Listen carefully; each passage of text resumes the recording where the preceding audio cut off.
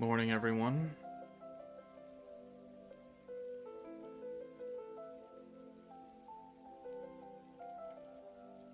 Reality. Oh, I'm continually being pushed out on this battle. I gotta keep going. This makes me sad.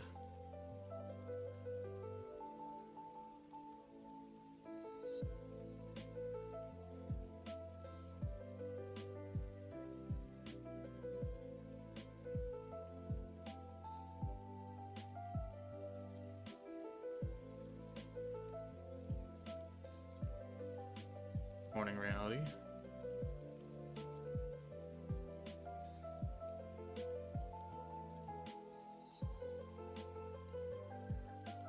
Alright, let's keep trying this shit.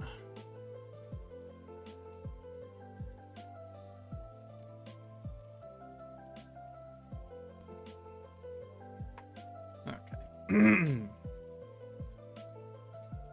Arto, Charisma, hello. Oh, turn auto off. Oh, thank you. Alright, we're looking for a crit on the alt. That's what we're looking for. Cornflakes, hello. I don't recognize that name.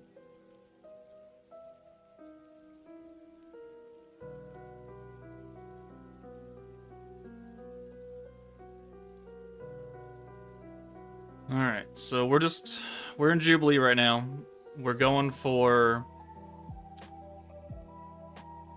a natural crit on Millim's ult to try and bump our boss battle 1 score up. Alright, that's a good start. We need 4 Millim orbs to rainbow in order to even progress past turn 2. It's a struggle. Alright, so Raphael, you come in. No, actually, no, you don't come in. Isis comes in. There we go. Revolution Dark Burls, hello. Alright, so there's the EX ult for Millim. We're good there.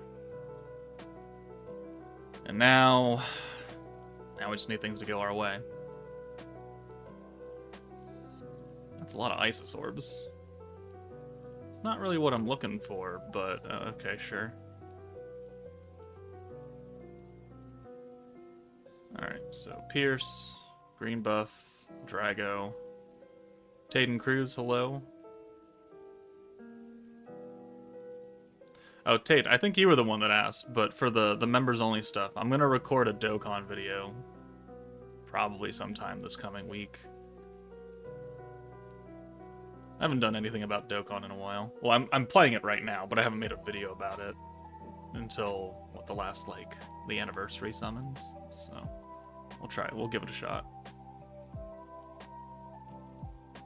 Alright, yeah. That's a lot of Isis orbs. If you want to give me like a lot of Isis orbs next turn, that'll be pretty cool.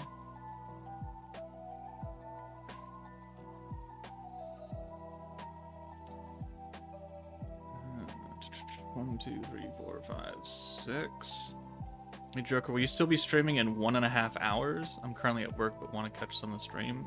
Probably. I don't have any plans until 5:30, which is 5 hours from now. So whether or not I'll be streaming for 5 hours is a totally different story. But I should still be streaming at the 1.5 mark. Okay, that's not the amount of orbs I was looking for, game. That's unfortunate. Alright, let's just take Isis out then. And we'll send full 6-hand here. Buff. Buff. We don't need the green buff technically anymore.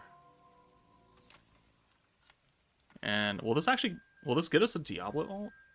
I don't actually know. It's probably terrible. No, we don't even get that. That's awful. Okay, well, that's cool. Even if we crit on this ult, we're not going to do as much damage as I would like.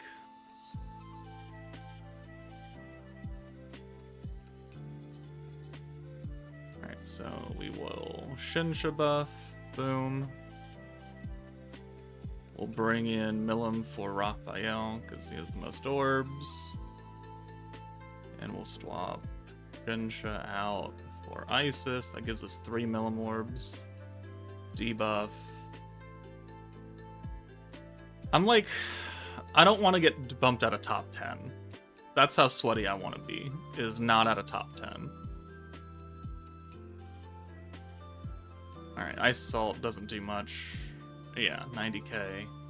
Diablo Orb. Crit? No crit. 28 million. I think he guarded one of those. Alright, that was a bad run.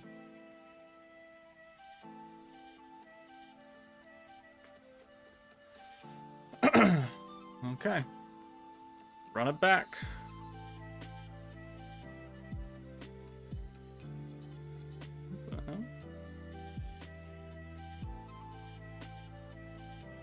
Turn 4. How much extra damage do you get if you proc the 2% natural crit? If you have nothing else, like no crit resistance traits or crit damage enchantments or anything, it's a 30% extra multiplier. Because a crit is a 1.3x. So it adds a lot. And then when you add in the crit damage I'm getting from my trait for Dark Rimuru, the crit resistance down I'm getting from Watermelon protection slot, and like I don't think I actually have anything on her enchantment now because I got a different thing, but it would be a significant increase if you were to hit that, which is what all the whales are doing. And I did, like, I hit a crit for Milim, but I didn't have any of my, like, all this extra crit stuff, so my nuke was quite weak, comparatively. So we're going back in. Rob, hello. Islif, hello, welcome. I think that's how you say that.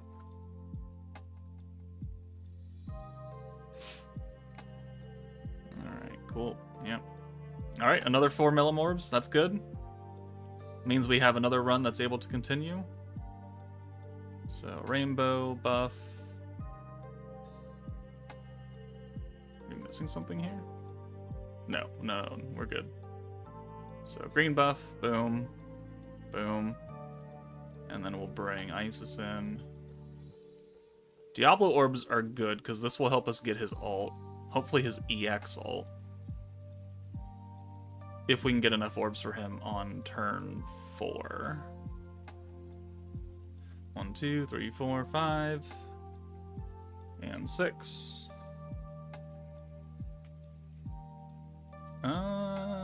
Okay. I mean, sure. That's actually probably the best way this could go.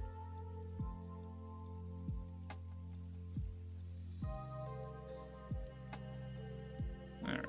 And kick this over. So boom, boom, boom. Synergy. Green buff. Drago. You go away. And you go away. So we'll get a Shinsha ult here, I think. No, well, would we? No, actually, I don't think we will. 1, 2, 3, 4, 5, 6. 4, 5, 6. Hey Joker, this 3rd anniversary has made me really dissatisfied to play. Granted, I'll still watch your videos, but I feel like I will stop playing, or at least stop investing in a lot of time. That's fair. I mean, if you don't enjoy the game and it's not doing it for you, then it's your game. You can take a break. I appreciate you still gonna watch me. But yeah, no one's forcing you to play a gacha game. So if you don't like it, then this is a good time to take a break. I don't blame anyone. I recorded my final thoughts on the 3rd anniversary video last night. That should go up probably tomorrow. Yeah, tomorrow. And I think people will be a bit surprised at my ranking for it, because I did a 1 out of 10 at the very end of it. But we gotta take everything into account. Not just the team and the weird choices they made, because looking at every anniversary this game has had, they've always done one like really stupid thing. Every mainline 1, 2, 3 anniversary. So this is just no different. It just impacts it more because it's recent. Oh, it's a 3-3. I mean, it doesn't really matter now, does it? Okay, so this is not going to get us a Diablo EX ult, but it'll get us a Diablo ult. 1, 2, 3, 4, 5, 6. Yeah, we need a lot of orbs for him. I would very much like to crit, though. Okay. So if we take out Isis, that'll pull in another Diablo orb. Eh. Well, let's just... Well, no, let's take out... We gotta take out Isis, because we need the Shinsha. We gotta do her buffs, though. 1, 2. Boom. Boom. Milim comes in for Isis. That way we at least get one 200% orb for her. And... we can do this, I guess. Okay. Can we crit here?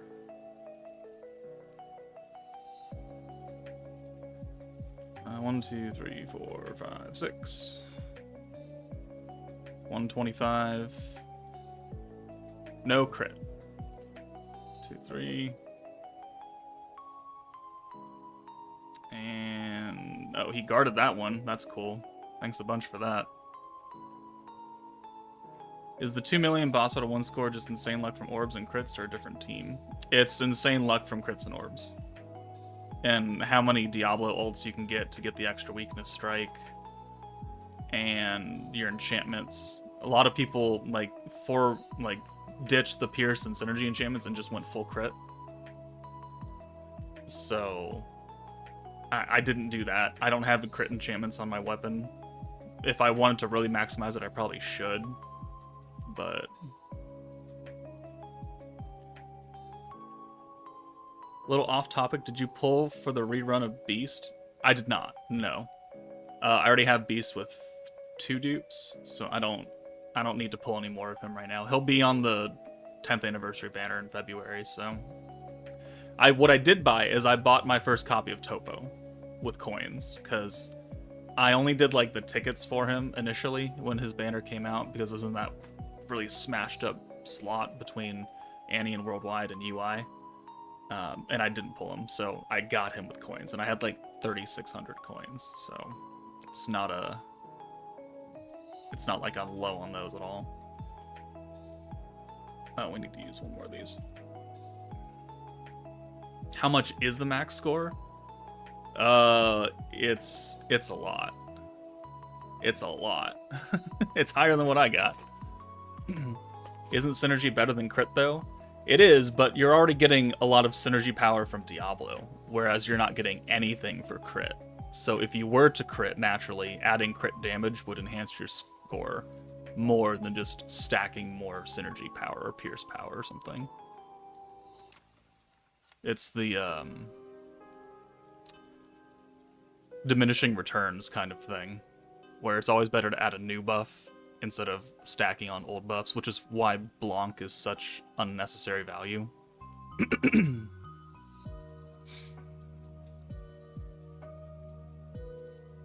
already used that. Raise, hello. As someone who doesn't play this game since long ago, how much dupes matter into the game? For a lot of characters, they don't really matter all that much. Like, yeah, you'll get extra stats and they'll get a little more powerful, but there's only a very select few characters where dupes like really, really, really matter. And a lot of them are older characters. Some of them are newer, yeah. Most of them are old, though.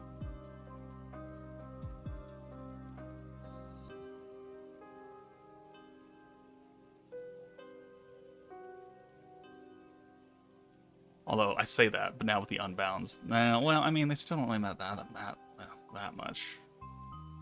Like, if you're really trying to be peak performance, then dupes matter a lot. But if you're just a casual, like, you don't need dupes of everybody. Is there any collab that you would want to happen in Isekai if we do get one again? Yeah, I'd like Sword Art or Fate.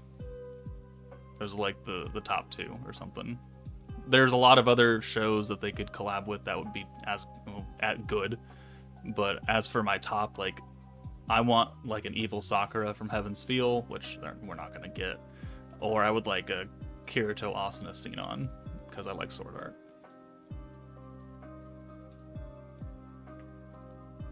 The max you got is 860k.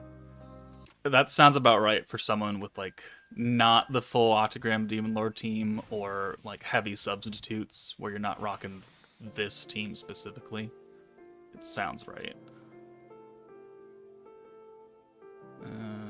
Come in and Diablo comes out. Getting a lot of Raphael orbs.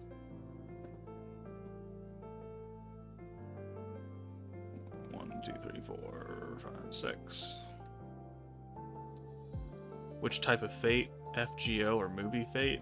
I mean, I'll just take Fate. There's so many characters. I don't know a lot about Fate Go. Like, I watched the anime. I didn't watch any of the movies for it. I didn't play the game. I played it for like a day, and then I dropped it. I don't really care too much about it.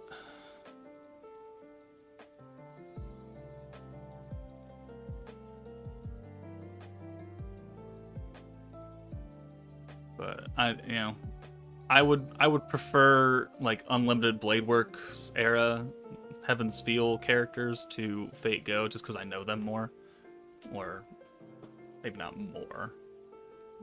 You guys kind of get what I'm going for, though.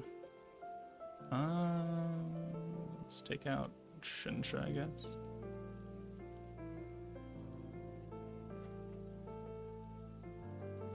More than likely, collab will be another from Isekai Quartet. They already did Overlord and Konosuba.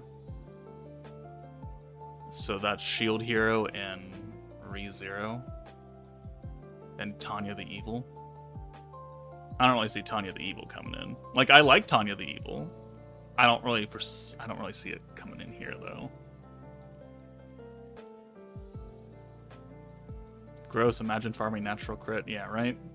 You guys keep clowning on me. It's not gonna happen, though. Okay, that's a lot of Isis Orbs. That's cool. I'll take that.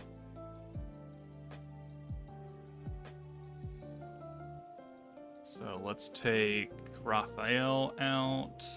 Boom. Let's do buff, debuff. Tanya has been in collabs before. I'm not saying that it hasn't happened in any game ever.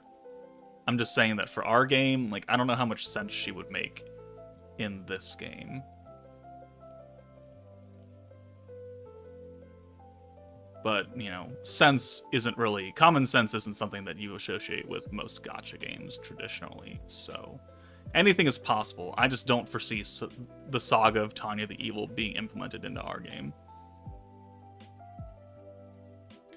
123. 1, 2. This is the 200% orb. No crit. And the alt. No crit.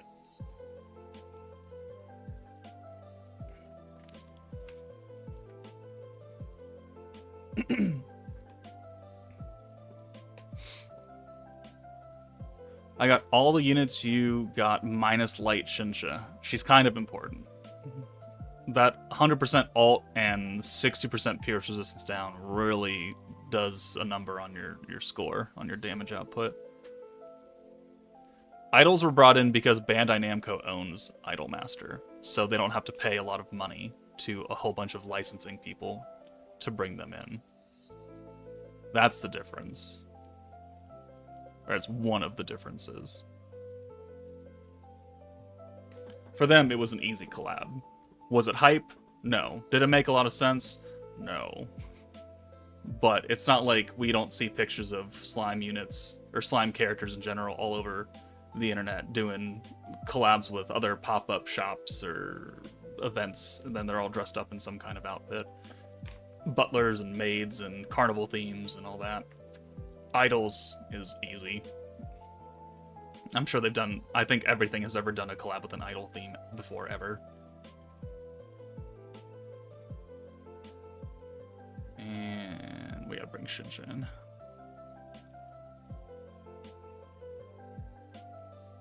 My recap said I was in your top 0.3% of viewers this year, so thanks for making slime more fun with your content for so long. Oh. Well, that's awesome. Thank Jesus. Top 0.3% of viewers. God, how many videos do you watch of me? I thank you. What's the best charm for Guy in this battle? Kind of depends on what you're going for. Like, I've got a crit damage charm going on. People would probably run a alt gauge on green or protection gauge on green charm. Some people might run dark attack. Like, there's a lot of different charms you can use depending on what kind of setup you're going for. This is dead run because we don't have 4 Millimorbs. Would be funny to see Tanya interaction with Raphael since they kind of godlike, or Lumi. Sure, yeah. I don't know how a not World War I Germany country and characters would be implemented into this game. She'd be more like I guess you could put like the antagonist theme on her. And be like, okay, Tanya's taken over this slime world. Raphael's got to stop her. Or, well, Rimuru and Tempest has got to stop her. I guess you could do that. I don't know. I just personally would like other shows. Tanya's the girl who hates God, right? Yeah, of many different qualities. Yes, that is one of them. Eat, sleep, watch Joker, repeat. Please go outside.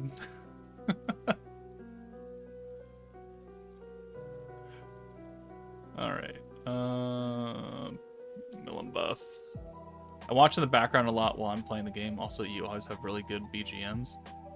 Yeah, they're Dokkan OSTs is what I always use. Every single video that has music, it's Dokkan. Okay, that's another 3 and 3. If I was running the alt gauge on green charm, that'd be okay, but I'm not.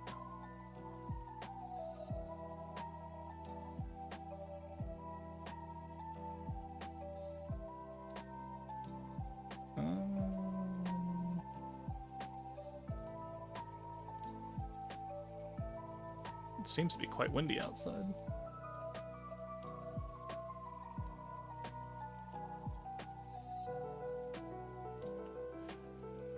Boom, boom.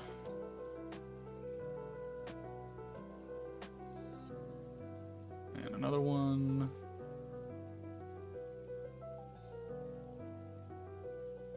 Realistically, I should be doing Crucible missions with all the stamina just to get them over with. They're around for a long time, though, so it's not like I'm burning to do them right now.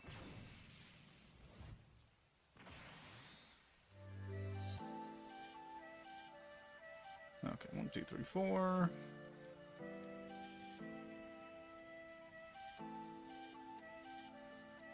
Three Millimorbs.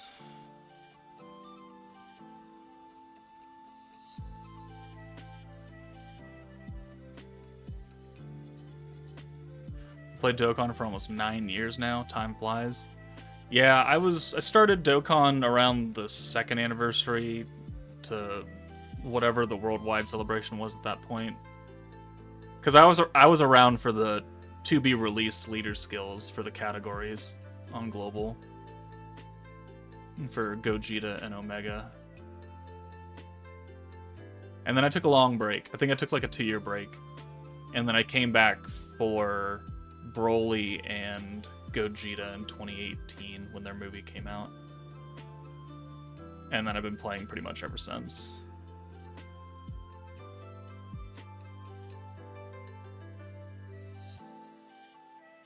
I'm doing the 3rd God event right now with the Broly team. Okay, 3 Millimorbs. See, this is what's killer, is that you have a 2% chance to crit, so you're already banking on some shit RNG. And, like, turn 2 is the death sentence, because you either have 4 Millimorbs or you don't. And then can't even get to the point where you would even see if you would crit.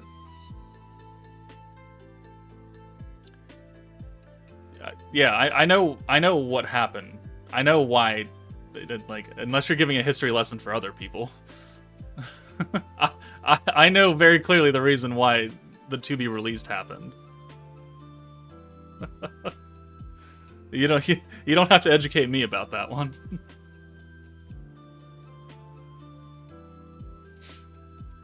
I know it was not a smart thing to do, but I went to pity for Blanc even being free to play as Shion on their waifus. Waifu over meta, that's fine. You do what you gotta do, man. I only give suggestions, which some people then find offensive. Hilariously. And it's like, you know what? If you want to summon, be my guest. But if you get shafted, and then something better comes around that then I then say is probably worth summoning, it's not my fault. It's not my fault.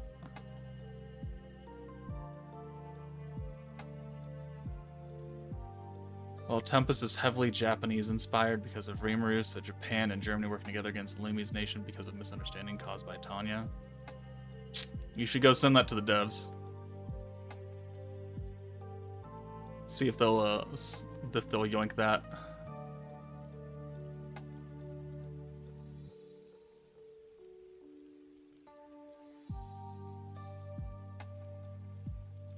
I'm really hoping that next month is kind of dead, so I can transition back to my like 1 video a day kind of schedule.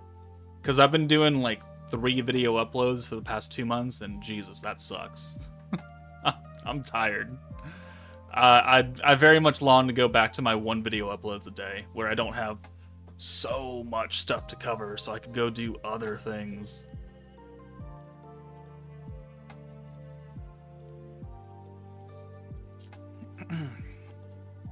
Alright, 3 millimorbs. What do you know?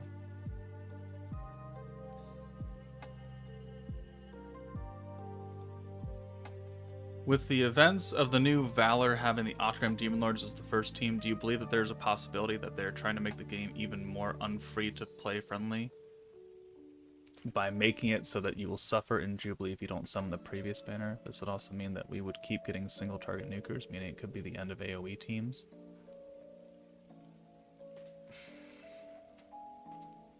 I don't know. It's such a small sample size, right? EX Unbounds just got made a thing this past 30-day calendar period.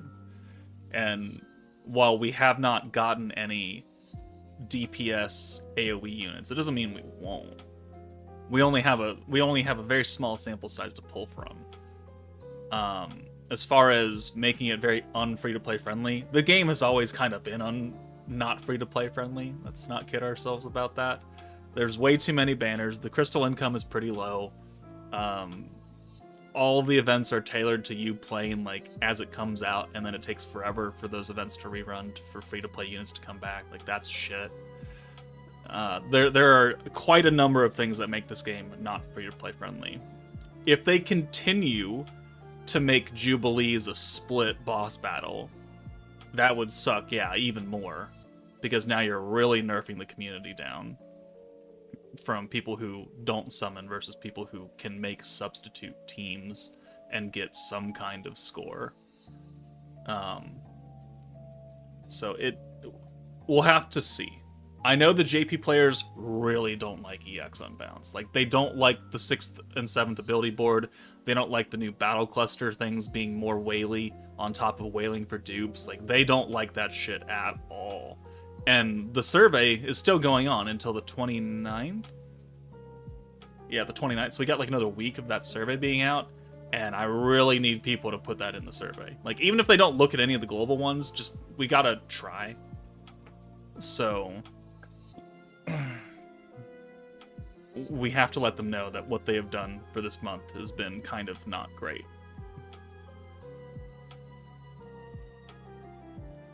I don't know if they'll just totally backtrack and just delete EX Unbounds, but I feel like they could make them a lot better and less whaley. Like, they are giving out more of the battle clusters than I thought they would. The yellow and the blue ones for like the premium characters. They're giving more of those away than I thought they would, which is good. It's just, it's still not enough when you drop 6 units a month. So, yeah. Ugh. Okay, yeah, 3 millimorbs. See, if I was running the alt gauge on Green Charm, we'd be fine running this. But I'm not. So I can't.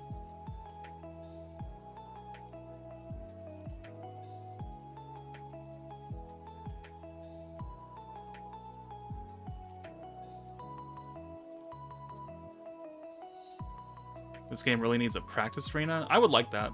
That'd be cool. So I could actually use a team, see what it does. New units get put on a team, see how it impacts them. Without having to deal with a whole bunch of bullshit or huge team restrictions like Chamber of Memories. I just don't know why they can't put all the beatdowns in a playlist. Like, I don't get it. They're free to play units. Why are you holding them back? Why are we time gating people from getting free to play characters?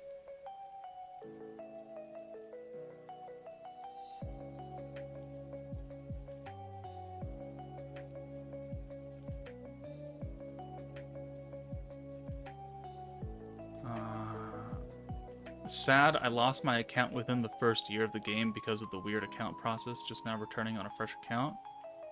The weird account process. Making a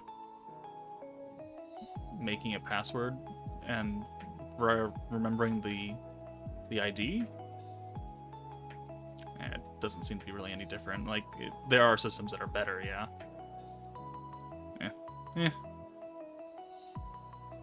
I use Dark Millum for the alt buff, so what better using the Rainbow Orb or the Orb Change with the other Dark Millum?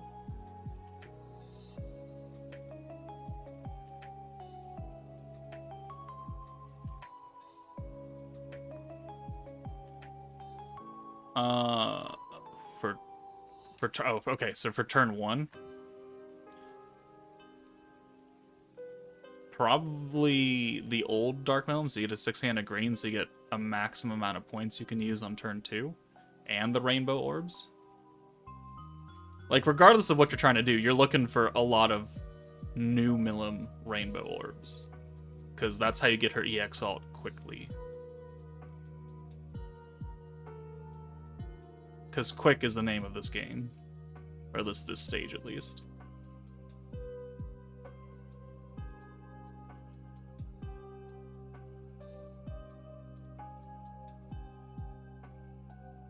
Do you think they'd change orb gauges on alts to offset the fact you're supposed to send the support alts now instead of alt swapping?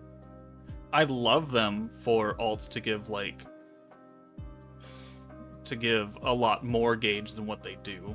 Because right now they're pretty ass, and you know, all the people that are like, you just don't know how to use Blanc because you're supposed to send the support alts. It's like, no, yeah, I get it, but 25% weakness strike does not eclipse this point gain and potential stacks of Raphael, who you can get probably like 3 or 4 of them because you're sending a full 6-hand of green versus sending 5 greens and 1 shit alt. It's like. It's like, I don't want to sound offensive, but I really wish people who didn't know how to play the game didn't try to lecture me on how to play the game. That sounds a little bit egotistical right there. But at the same time, it's like, do you not understand that Weakness Strike is like one of the lowest impact buffs in the game versus double stacking Alt and Synergy, which are 2 of the higher impact buffs in the game? And if you can do that 2 or 3 more times per turn because you've been sending 6 greens the entire fight, like, that's going to greatly eclipse the 55% alt damage that you're, or 55% weakness strike that you're getting from sending the hero and Diablo's alts over the course of 8 turns. Ugh.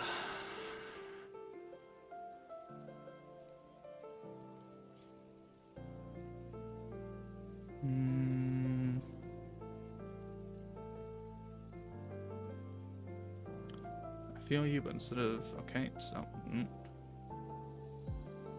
Alright, we're gonna be stuck in Milim Orb Hell right now, apparently. We had like 3 good runs and none of them crit, and now the game's like, yeah, we're done here.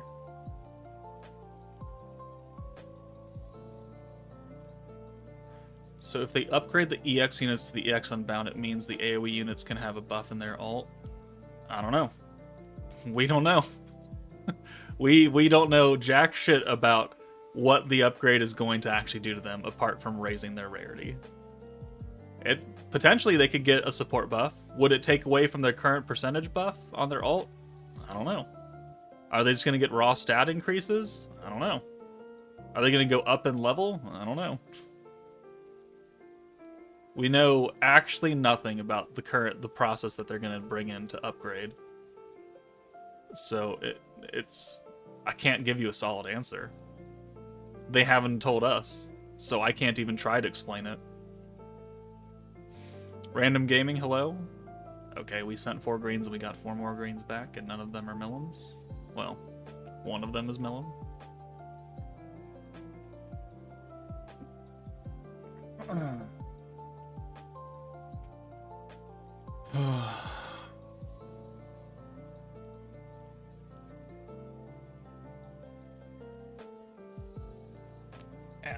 Cool.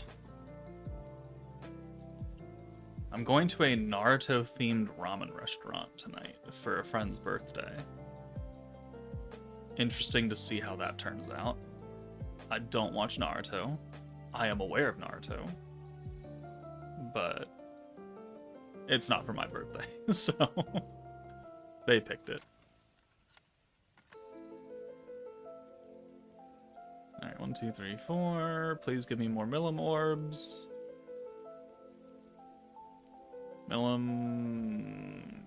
It's not Milim.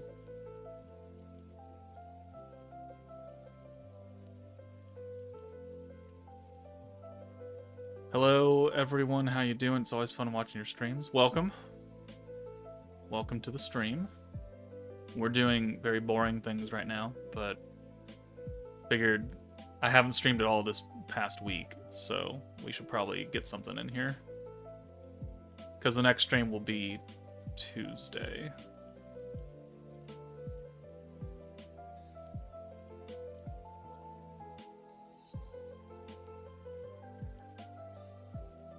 As long as the ramen isn't crap, it should be fine. Yeah, well, yeah.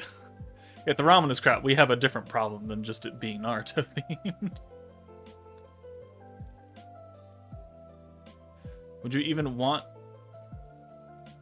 want to upgrade EX support characters? Imagine Momiji upgrading to a 150 AoE support ult. Yeah. The thing is, Momiji, because she's got a personal... Oh, ooh, 4 Milim orbs. Because she's got a personal buff, I don't think they would do that. She would have to be a deep AoE DPS, but we haven't had a unbound AoE DPS yet, so I don't know how that's actually going to work. But if what they do is they take AoE units and reduce their ult damage and give them a support ult for whatever main line team they're supposed to be on, like, I wouldn't really do that either. Honestly.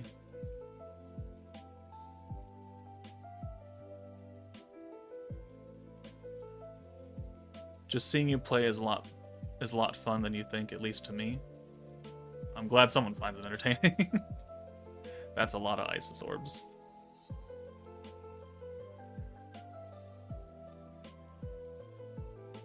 Alright, cool. 1, 2, 3. Hi, how are you today? And I just want to say that every video you make makes you happy. Thank you, the gaming Zoct TV. Did I say that right? I hope I said that right. Thank you. I'm glad that people enjoy my videos, because that's kind of the most important thing, right? As long as people enjoy it and they like what I do, then that is pretty much the only thing that I really need out of this.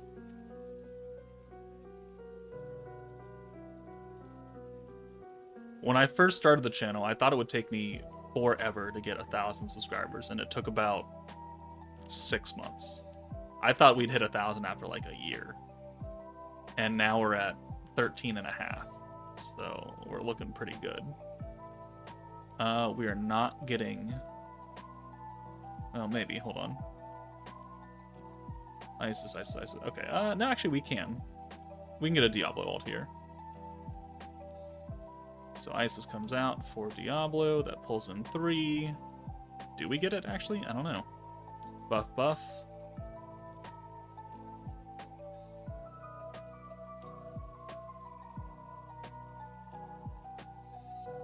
Okay. Yeah, let's do this. We don't have the green buff active right now. So do we get his ult? We do. Alright, cool. Zocht is gaming in German or something like that. Oh. I don't know any other languages, so good to know. That's a lot of Shinsha orbs. I'll take that, because that now translates to a lot of Milim orbs. Alright, so Shinsha buff. And then we'll bring Milim in for Shinsha. And then we can take Raphael out.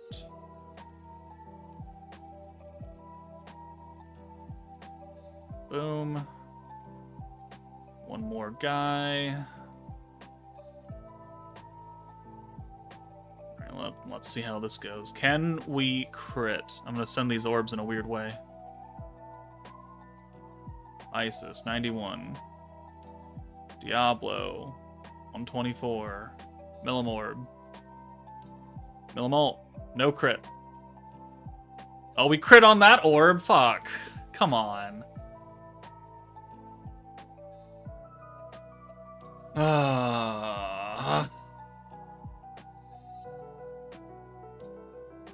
How much extra damage was that?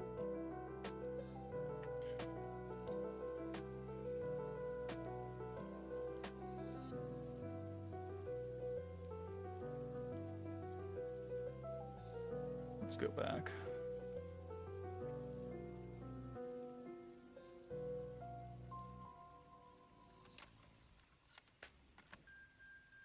So was the orb after the ult, right?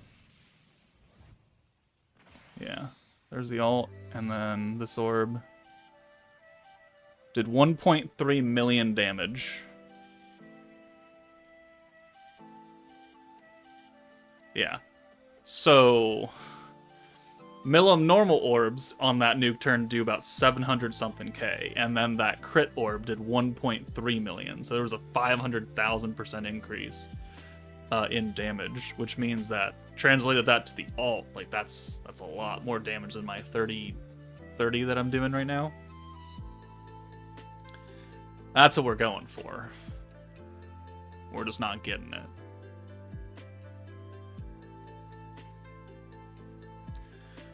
Who should be the next Autogram unit after maxing Lumi and Guy? At that point, it doesn't really matter. They're all highly niche and just equally kind of meh until you can double skill fuse them. It just depends on who you like and who you want. Like, Romorus, if you want to dupe her up to 100, she's got skill points turn 1, just like Lumi and Milim and Soe. If you need that, that can be useful. Daggerel is our only like Earth AoE magic DPS besides that EX Mirren, who's all defensively focused. After you get Guy and Lumi, the world is your oyster. Like, it does not matter.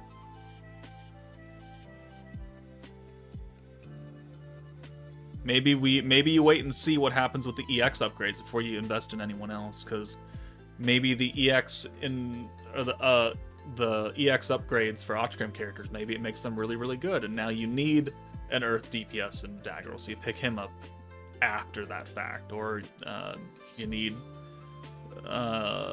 Milim for Space EX DPS. I don't really know.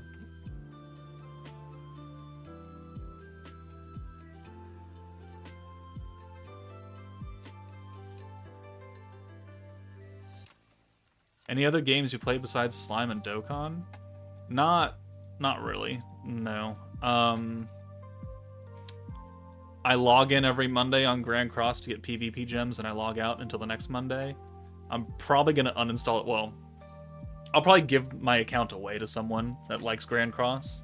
It's a good account. I just haven't touched it in a year, done anything with that account in a year. So it's a good account. It's just I don't really care about the game. And I'd rather someone play it than it go to waste, because I spent a lot of money in it when I was really diving into Grand Cross. And then I decided that I needed to drop a game because I've been spending 2 years ago. Last year, I need to cut back on my gacha spending, so we cut it back to Dokkan and Slime, because these are my main games.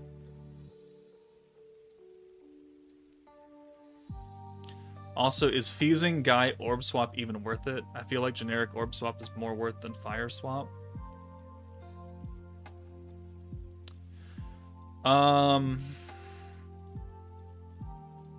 There are strategies you can use for Octogram Guy's Orb Change. If your whole entire front line is fire, especially in Valor Cup, you could get away with that or something. But yeah, taking it away from just a triple green to triple orange into all fire unit orbs to orange, like, there are pros and cons to it. I personally have done it, but I don't really use him for his orb change, realistically. Like, I use him for stunning. Like, that's his entire job, is to stun. So, like, dupe investment in Guy is not necessary. Because if you're correctly using him to stun, you're never getting hit, or very rarely getting hit. So you don't need like super high stats or his trait, because his trait is terrible. I don't know. I probably wouldn't do it. Not unless you're running a specifically fire-oriented team for some very specific thing one time.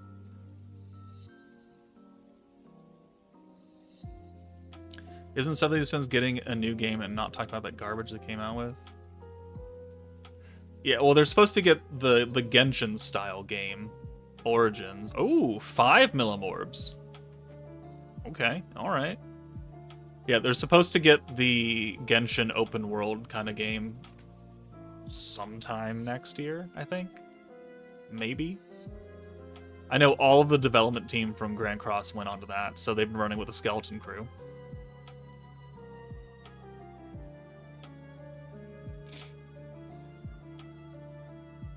Nova Cyberstorm, hello. Welcome. Alright, 5 millimorbs means we got some extra orbs to work with here.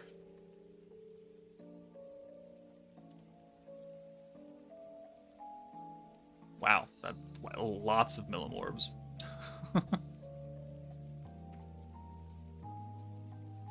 167 points. So... buff. Still can't really do anything by that.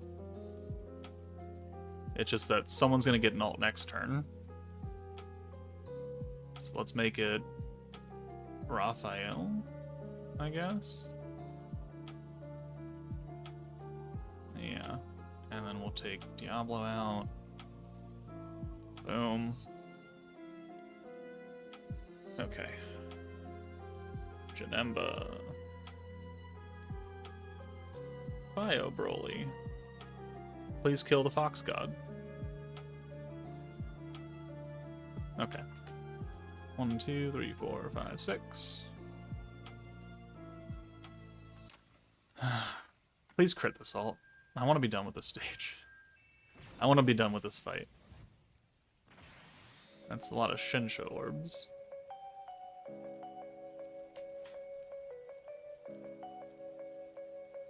Actually, I don't think we're gonna get a Diablo ult here. Well, no, off of 3 we should. Never mind. I lied. Alright, let's take Shinsha out. We'll do the Raphael buff.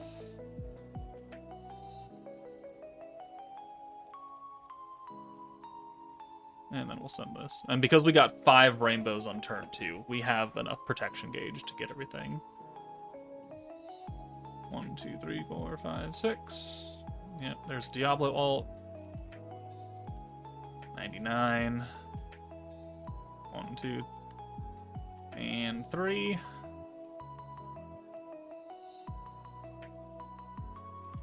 Okay, Raphael orbs. That's decent.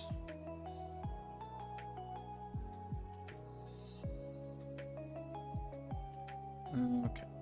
So, debuff. And Milim in for Raphael. And Shinsha in for Isis. Buff. And Guy. Please crit. Please end my suffering here. Crit on the correct orb.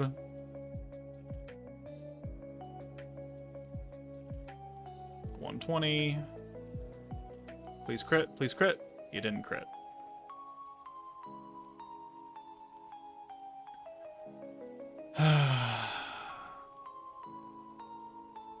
You didn't crit. Alright, back at it.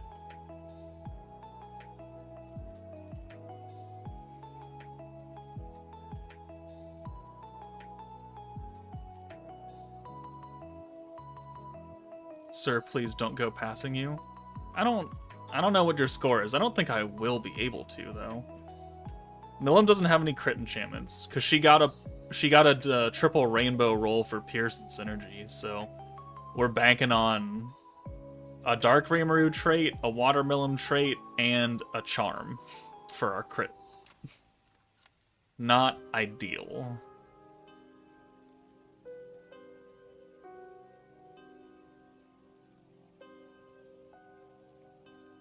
.4. I'm at like 3.2 or something like that, somewhere around there. I don't know. I don't know how much this is going to increase my score, even if I do crit. Like, my original crit was 44 million, which is peanuts. It's like half of what everyone else is doing.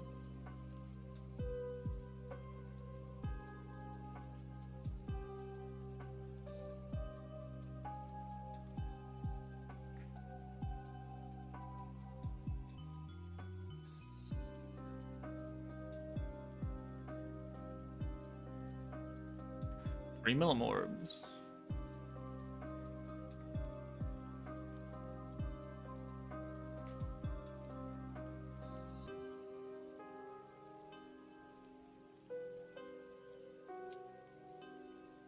We'll do that, and we'll do this. Okay.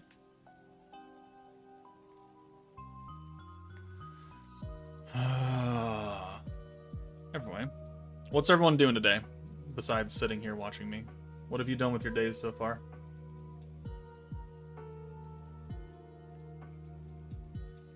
It's a Friday, so I assume some people had school, some people had work. Depending on your time zone, you might already be done with that. I did not have work today. I work 4/10s. So I work Monday, Tuesday, Wednesday, Thursday. And then I always have Fridays off, unless something weird happens. But also, I'm on vacation for the Thanksgiving holiday, so I had yesterday off because I had 2 fillings done on my teeth. I didn't really feel like working after that. So I just took Thursday off. And then today I'm normally off. Now it's the weekend. And then next week for America is Thanksgiving week. And I already had like 3 days guaranteed off, so I was like, what's 2 more? So we just took the entire next week off. So I don't work until December 2nd now.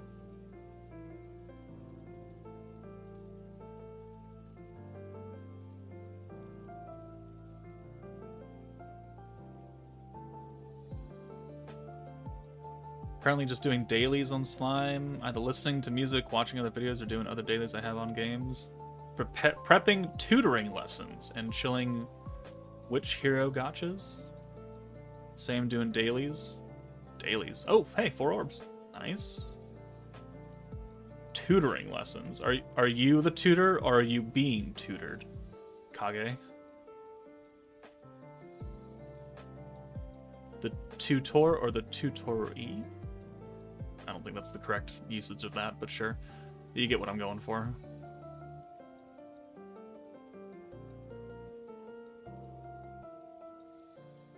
I'm the tutor and the suffering. Fair enough. Robin, hello, welcome. Welcome to the stream.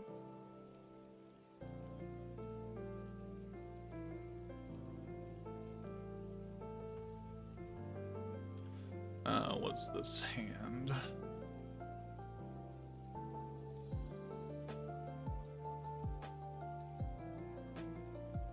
3 Diablo orbs. Do we leave him in and try and get a double ult for him? I think that's what we do.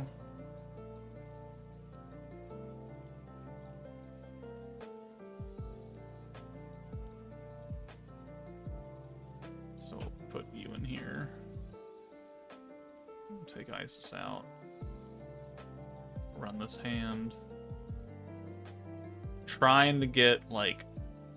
So this will get his ult, and then some. But I'm looking for next turn to get 2 more Diablo orbs. Plus his ult. Pretty please. Pretty please, pretty please, pretty please. Oh, that works. Alright, we can get double Diablo ult here. That's good.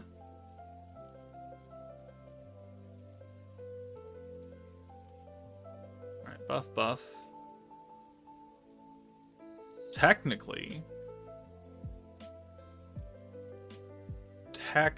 I could do this. And then take her out and pull in that Diablo orb. And now we have more Diablo orbs.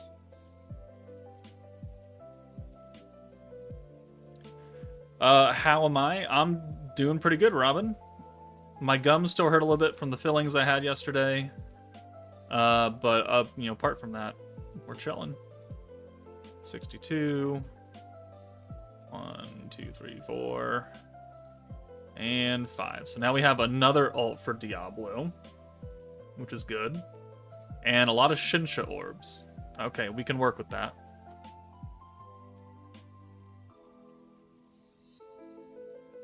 Alright, so debuff, buff. Bring Milliman for Shinsha.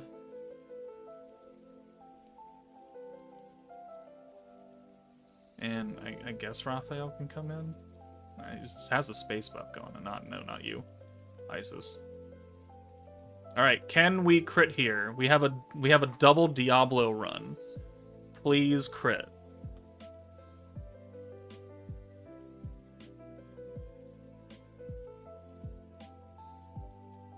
$34. Please crit. Crit. You didn't crit. And guarded that one too. 1.69 million damage on that.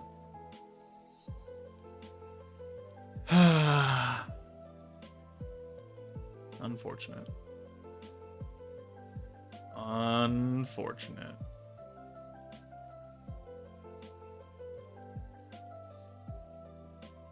That Mountain Dew doing work on those teeth. Yeah, right? More like a lifetime of Mountain Dew. Not just like recent Mountain Dew. But I'm talking a constantly evolving stream of Mountain. Like, my blood is Mountain Dew. This is the reason why I always claim that I never get sick. Is because bacteria and viruses cannot live in my bloodstream because it is just so sugary.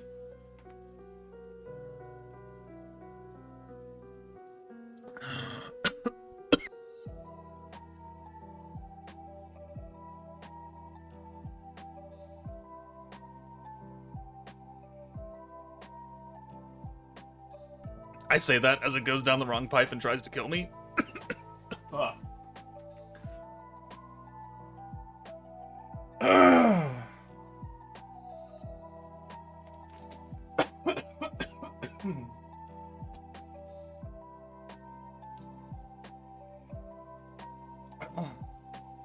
Okay, we're good.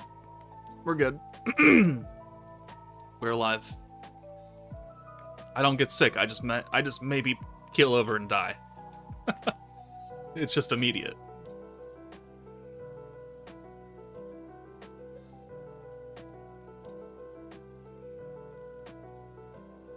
Betrayed by the dew. It's not the first time. It certainly won't be the last.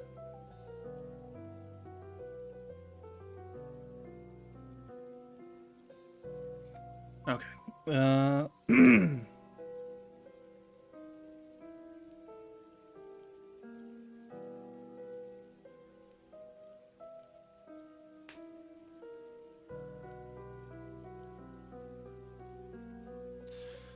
Okay, Diablo. I need you to give those orbs to Millum.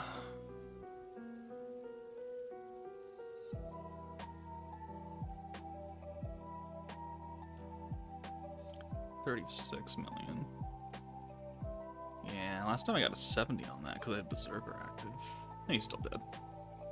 Is that the final fight? Oh, that is the final fight. Alright, I should have used the active. Oh well. Alright, all 3 God of Destruction event stages are done.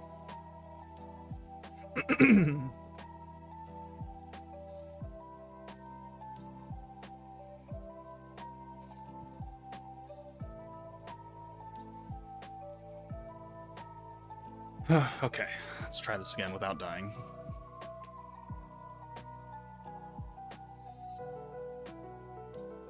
Okay. Wow. We can drink and not kill ourselves.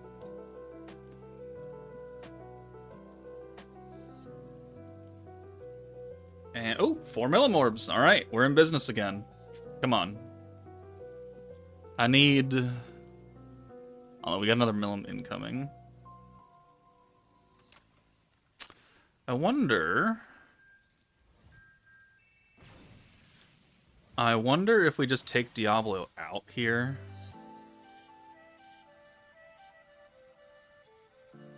And then bring him in for whoever has the most orbs next turn.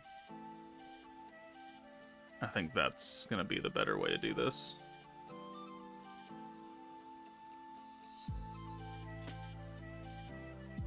One, 2, 3, 4, 5, 6. There's the EX ult. Please just give me like 6 millimorbs and we can just swap Diablo in.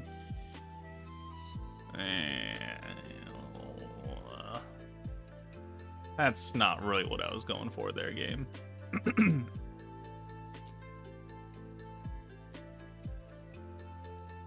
Raphael's gonna have the most though, so we'll do the Drago buff. And then Millum out for Shinsha. And then Raphael out for Diablo. We use his buff and the green buff.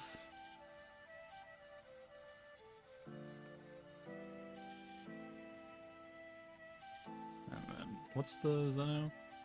Universe Survival Saga, 1 key, 20% in battle. 2 key for 7 turns for tournament participants. Okay, sure. Alright, there's that done.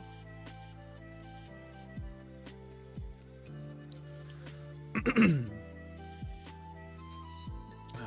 2, 3, 4, 5, 6. Alright, we need to get like 4 more Diablo orbs next turn to try and get another double ult for him. Very unrealistic, but hey, if we're asking. Okay, or we could get none of them. That's cool too.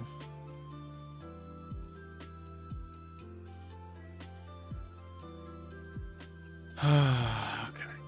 Raphael comes in for one of them, I guess.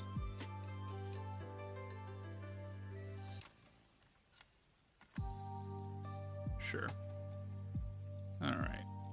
Buff, buff. Were you able to put Slime console game as a tax write-off? Only way to make buying that game worth it is they... Worth it. You see they added the DLC characters. Yeah, I uninstalled that game. It is a tax write-off, though. It's just I won't be able to apply it until tax season comes around. But you bet your sweet ass it's going to be a tax write-off. I didn't play with any of the DLC characters. I didn't buy the deluxe edition, so I didn't get them for free or anything. Well, not for free, but I didn't get them for that. And I haven't really thought about that game since until now. The Slime console game? Yeah, it's pretty awful. It's Slime Isekai Chronicles. Came out on PC, Switch, PS4, 5, 4, and Xbox. And it's just a 2D, 2.5D side-scroller, easy. First, like, this is our developer's first game kind of thing. It was awful. Don't buy it. It's 25% off right now. Don't buy it. It's not worth it.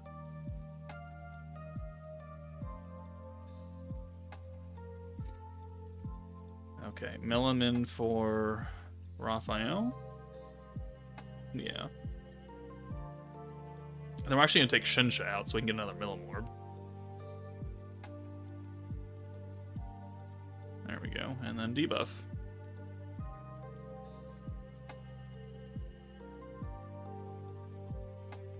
Yeah, no, 75 AUD. Yeah, no, it's not worth it. If that game was like $5, maybe it would be worth it. But $5 is still, I think, asking a bit too much. But it's an anime IP game that's officially licensed. It's never going to drop below 25% off until it's like 10 years old. All right, didn't crit there.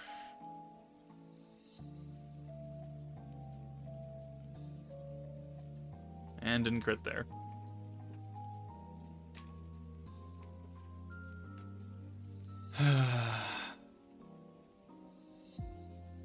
Back at it.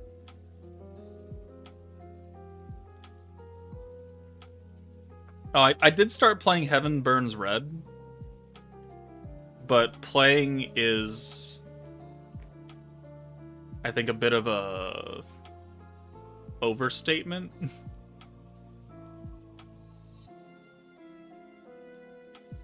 Like, I got what people were looking for the reroll. Because I looked it up. Because I don't know anything about that game. I tried to play the JP version when it came out, and I can't read JP. Or Korea version, whatever version it was. I tried to play it, and like it's going right now. It's going. But as of yet, I have yet to actually participate in a fight outside of the prologue. So, is it interesting? Eh.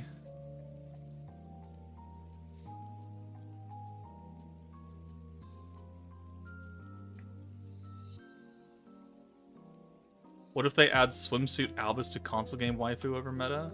Yeah, that's not going to be worth it, because I just don't enjoy the gameplay of that game to begin with. So nothing is really going to make me come back to that game. It's uninstalled, and I will never see the light of day again. I did my streams for it. It's now a tax write-off because I used it for business, and that's really all that matters at this point.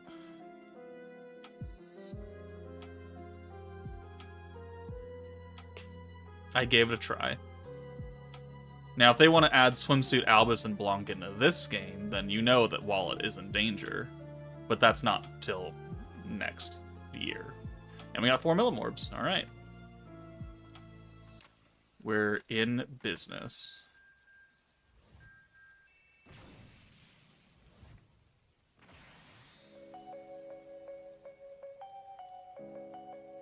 No.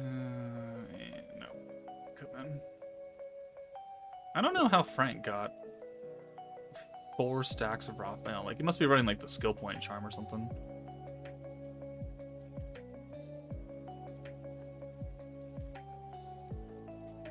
Alright, and 1, 2, 3, 4, 5, 6. Alright, thanks for guarding that hit.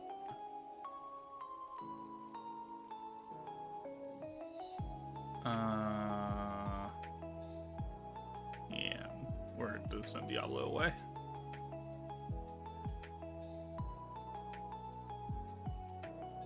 Alright, buff, buff, buff.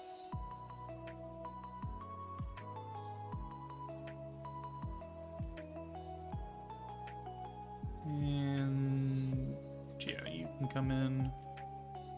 Diablo comes out. Guy.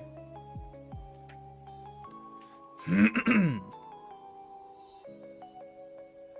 2, 3, 4, 5, 6.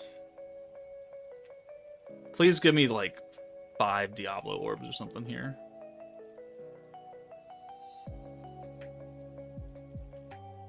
That works. Hey. That works.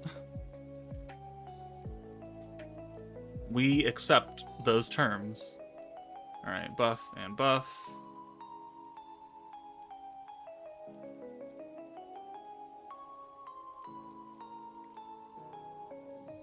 Alright. Get in here. We will guide.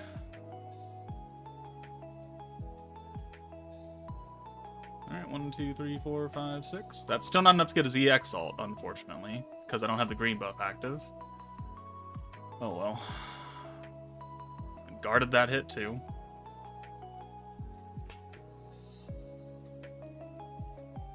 And 3 Raphael orbs, okay. This also works. Please crit. Please crit this run. It's not a double Diablo ult run, but please crit. Debuff. Milliman for Raphael. And Shinsha in for Isis. Buff. I just want to crit. I just want to crit on Millam's ult, and then we can be done with this whole stupid Jubilee. Please make it stop. 123. Please crit. Please crit. Please crit. Please crit. You didn't crit. And you guarded that one too.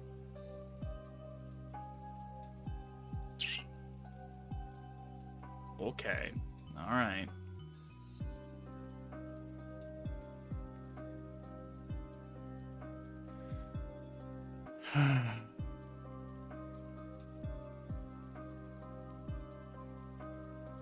What would be better to get for Diablo? A double ult or an EX ult for the runs? There's no difference. Because his ult multiplier is the same regardless. And an EX ult would just be double the weakness strike effect, which you would still get if you did 2 of his ults. Like, there's really no difference. As long as you can get the maximum amount of weakness strike out of Diablo as you can, then you're good. Whether it be 2 ults or 1 single EX ult. Generally what people get is 1 normal ult, and then that's it. So getting an EX ult or a double ult for him is like one of those rare runs to begin with. And then you're still banking on 2% to crit with Millam. But so that's the issue with support ults, is that their EX ult does no additional damage for themselves. So Diablo is and the hero are never going to be DPS units, or Isis and Kyokyo are never going to be dedicated DPS characters, even with a whole bunch of support around them, because their multiplier is so awful.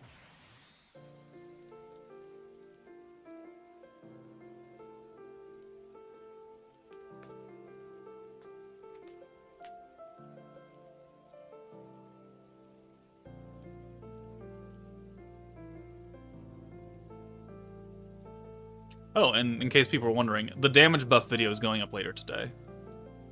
I did finally get around to making that. I don't know if it's as comprehensive as people want it to be, but it's a pretty in-depth explanation for everything about buffs, and that's not 4 millimorbs. So that'll go up around like 6:30 today or something like that.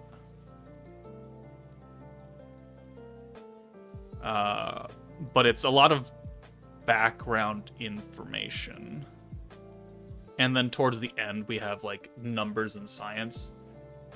It's not every single buff imaginable in the game, but it is just like a very basic, this is what X effect does for your damage in this setting.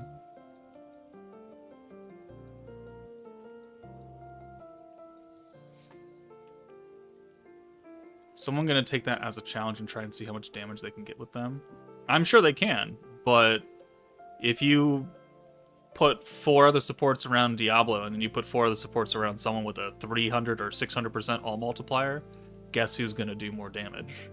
The person with the higher all multiplier. Like, you can probably, like, Diablo in Jubilee on turn 8 when you're full nuking, like, he does, like, 17 million damage, which is a lot, right? But that's with an insane number of buffs on, and he's not the primary DPS character. Raphael and Blanc are, and they're doing 200 million. Like, 17 million, 200 million, like, there's a little bit of a gap in between those.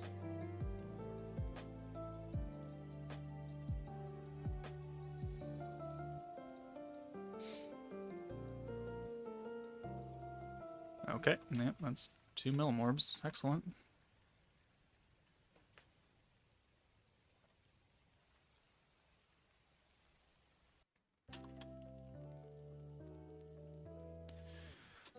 What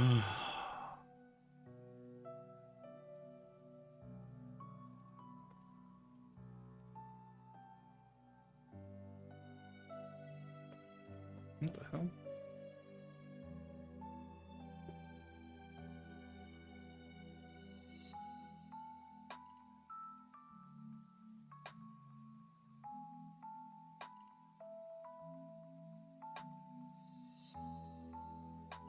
Wait, what the fuck happened to my...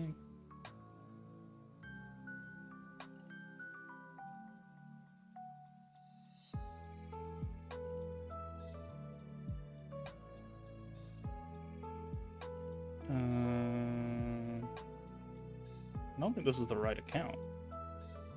Hold on. Sorry. I distinctly remember in Heaven Burns Red that I had a different reroll.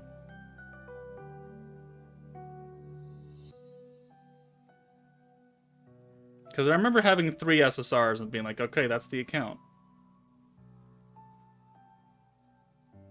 We're gonna fix this right now. Hold on. Is there a way for me to plug this in?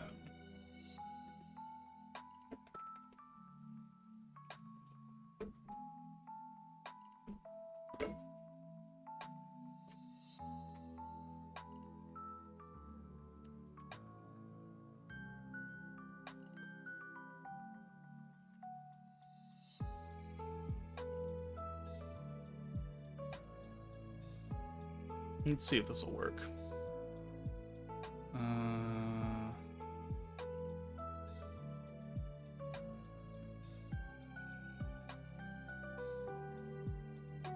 Properties. This is Elgato. Okay. See, let's... User. Oh, yeah, well, we don't want to see that. Hold on.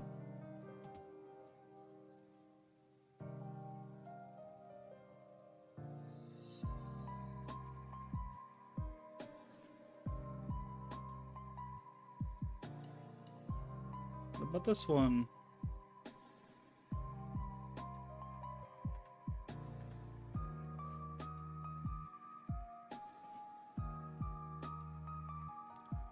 Deactivate. Activate. Logins, yay!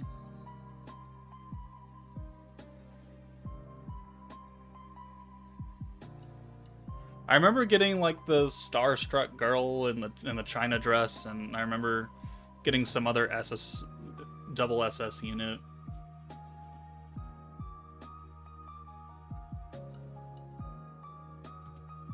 Who the hell's in my... Oh, yeah, okay, this is the account that I wanted to use. I have 4 SSs, double S's here. Why did it default me to the other account? It's weird.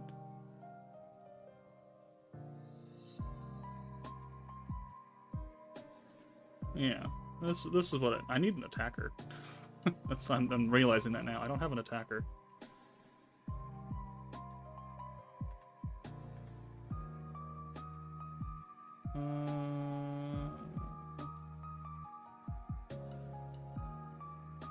Confirm. Probably need another attacker.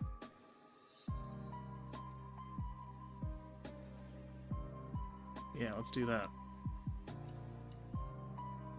So many gifts.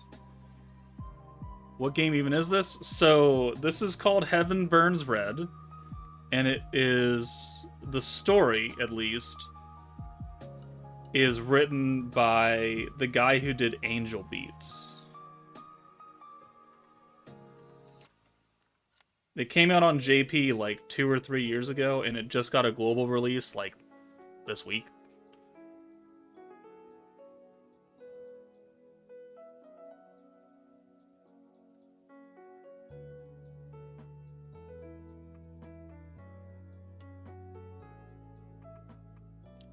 Let's do a multi. Let's do a multi.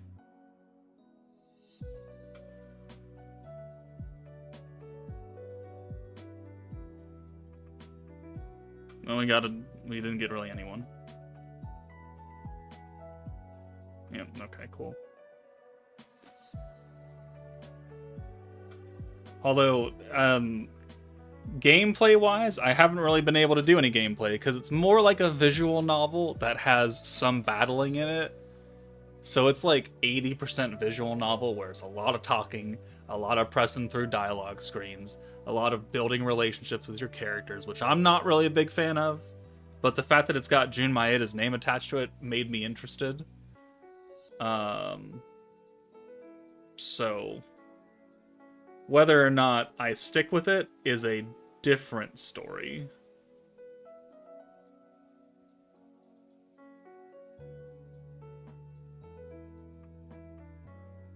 Okay, I got an S there. Cool. Is still a good mobile game? I honestly couldn't tell you. Like, I'm not really that far into it. I'm on day 1. The prologue is day 0.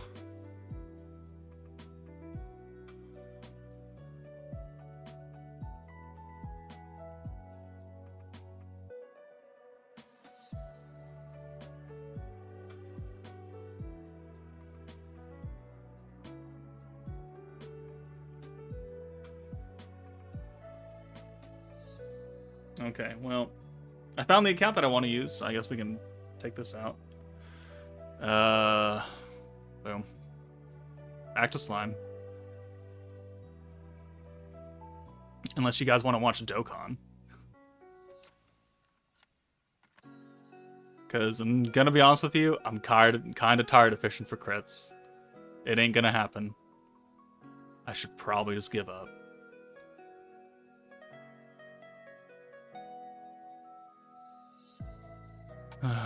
Stupid game. Alright, where am I going? Okay, Diablo Orbs. Yep, I love doing this all day.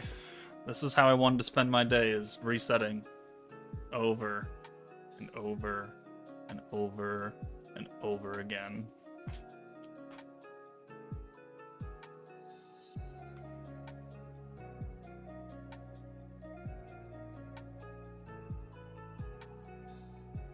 Have I seen what Aurora did in EU?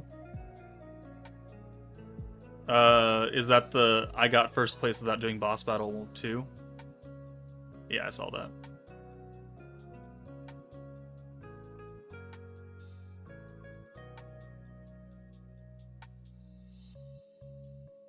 Have you seen the new HSR stream? No, because I don't play HSR. I've seen people talk about it on Twitter, but I personally do not play Honkai Star Rail or any of the Hoyoverse games. I did for a couple months, but I gave my HSR account to one of my mods, and they've been, well, him and someone else have been jointly watching over it. I don't know what's going on with that account though. Like, I gave it to them, and I said, if there's a good unit that looks like I want them, then I'll tell you to summon for them. Otherwise, I don't really give a shit what you do, because I'm probably never taking that account back.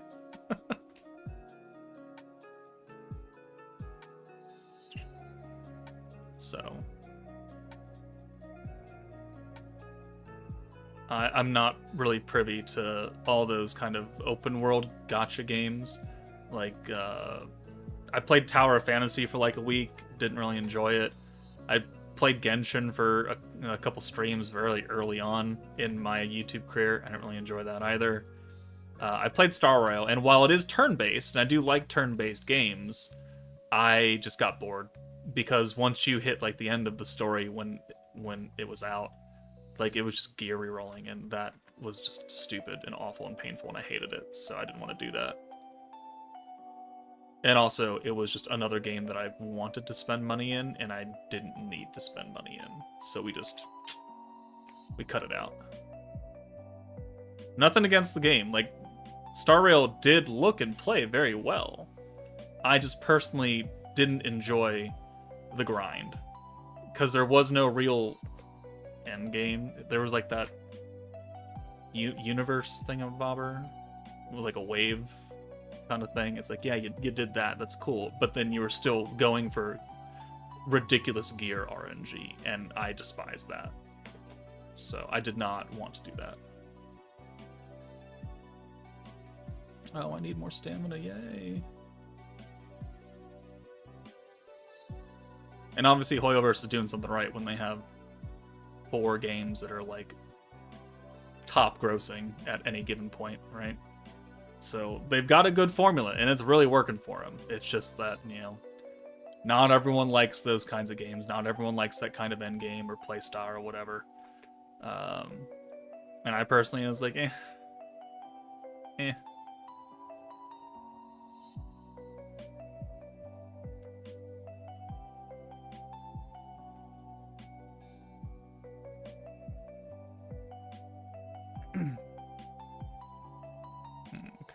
you can come in.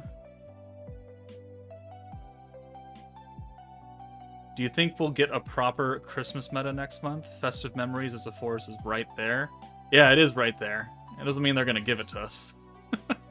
There have been a lot of things that are right there, and I don't know if you were playing during this meta, Ryder, but they didn't really do that. So chances are, no. If it does, then cool. Excellent. Because, yeah, we haven't had anyone be on Festive Memories since Idle Friggin' Shuna, which, yeah, Christmas is only once a year. I get it. But it was one character.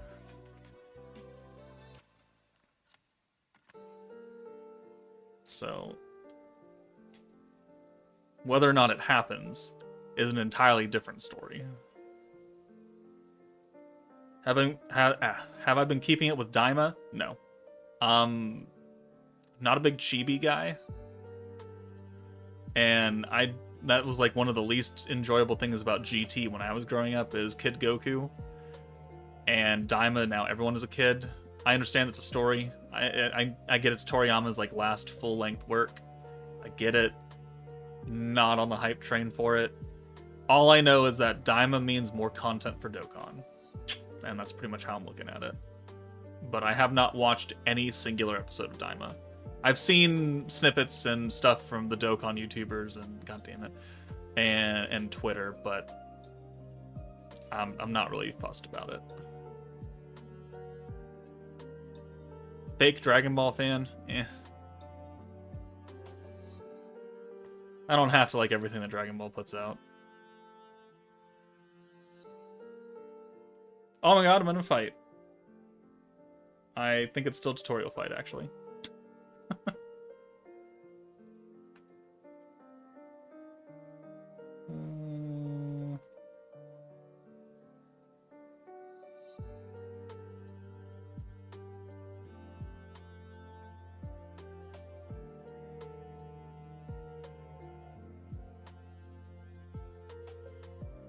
She's got a fucking minigun. Jesus.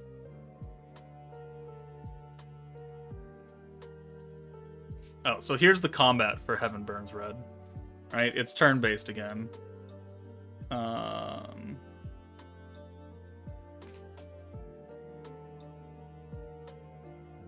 That's a weird-looking thing. Break! Okay, so now what is this? Draws out the frontline unit's hidden potential, raising their skill attack? Okay, cool. What do you do? We don't need a healer right now. We need an attacker. So let's swap you out. Slashes an enemy valiantly. What's your skill? Then this unit becomes charged. Skills enhanced. That sounds cool. Well, no, you're an S rank. Let's do that. And then break? Or no, maybe we'll just swap out for attack. And we'll just do all the attacks. There you go.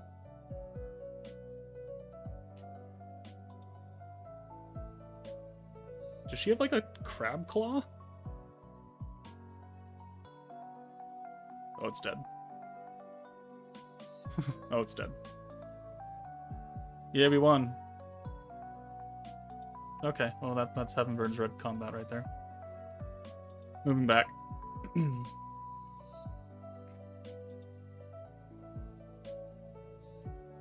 mean, we skipped Bride meta, Swimsuit meta, and Halloween, did an anime tie-in, and about time we're getting some more standard stuff. I would like to see more standard stuff, yeah.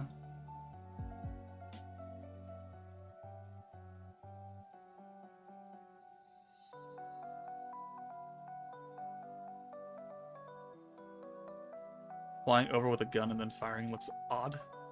I didn't say the game was a masterpiece, okay? I'm just saying I picked it up. I've only seen clips of Daima, so I think Dragon Daima is better than Dragon GT in your opinion? Sure. I mean, the thing I cared about most for GT is Super Saiyan 4s. So, I like Super Saiyan 4 as a form. I like it more than I like Super Saiyan Blue, because I think it's a bit more original. Because you change his hair color. At least, like, 4 is a very visual, drastic difference from all the other Super Saiyan forms. And I've maintained that opinion ever since, you know, Super Saiyan God came out to begin with.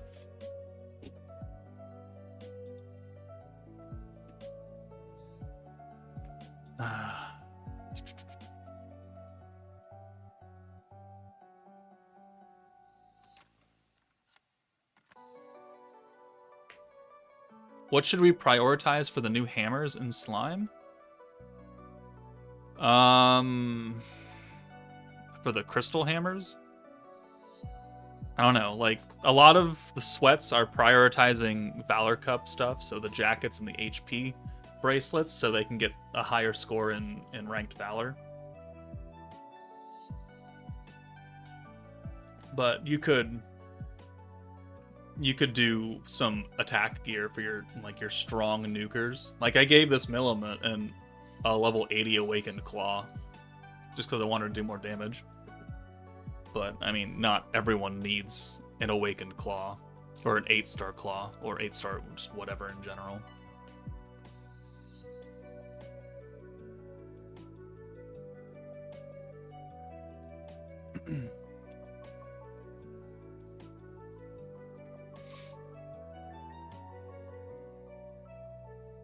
No, we're in another fight.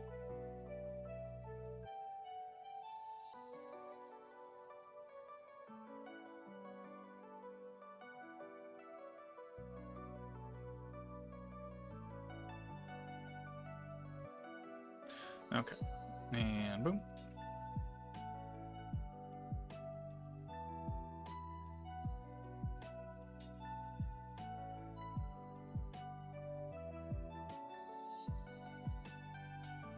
I mean, I would go for the main nukers of each meta. It really makes a difference. Other than that, slate build up defense gear for less damage taken to Valor. Yeah, it really depends on what you're really gonna prioritize and how you play the game. Like, if you don't give two shits about ranked Valor, then obviously you don't need to invest a lot into Valor gear, if you even have Valor gear. So at that point, I would just do weapons.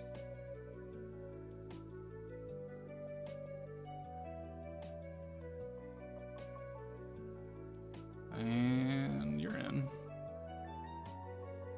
Alright, we got a 5 millim hand. Please crit on this run. On your nuke. Specifically your nuke.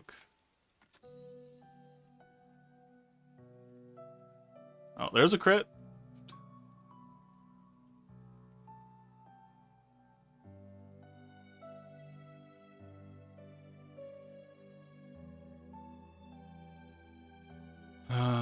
What do we got here? Oh my god, so many things popping up. Yeah. Alright, buff, buff, buff.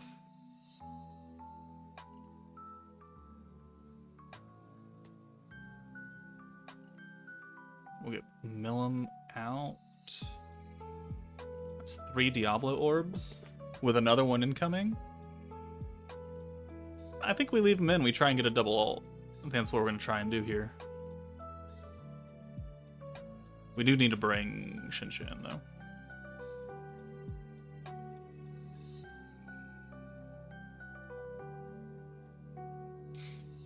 Okay.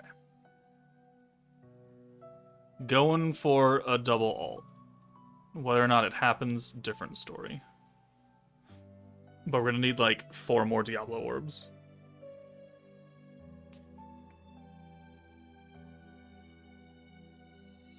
That's not 4 Diablo orbs right there.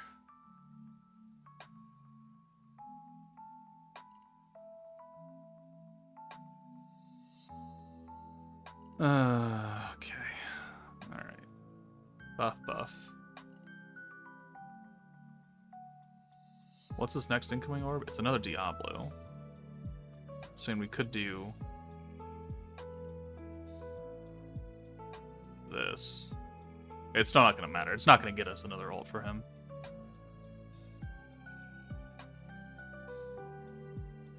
Rank 200 overall should be fine for a 30-day-old account. Yeah, it's great. Wow. You either wailed your complete motherfucking ass off, or you got incredibly lucky. Either way, yeah, you should be proud of that account right there.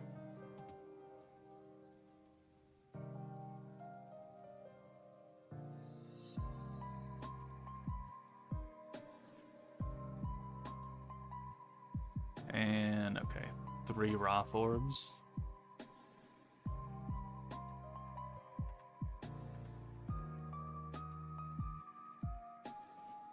Okay, well, we'll do this. Buff, debuff. Should have used Millam's ult to bring that Diablo in, but 6 I did. What are you talking about?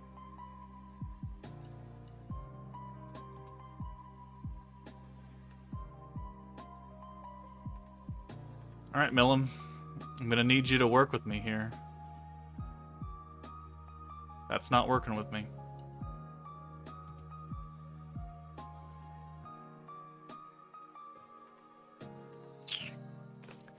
That is not working with me.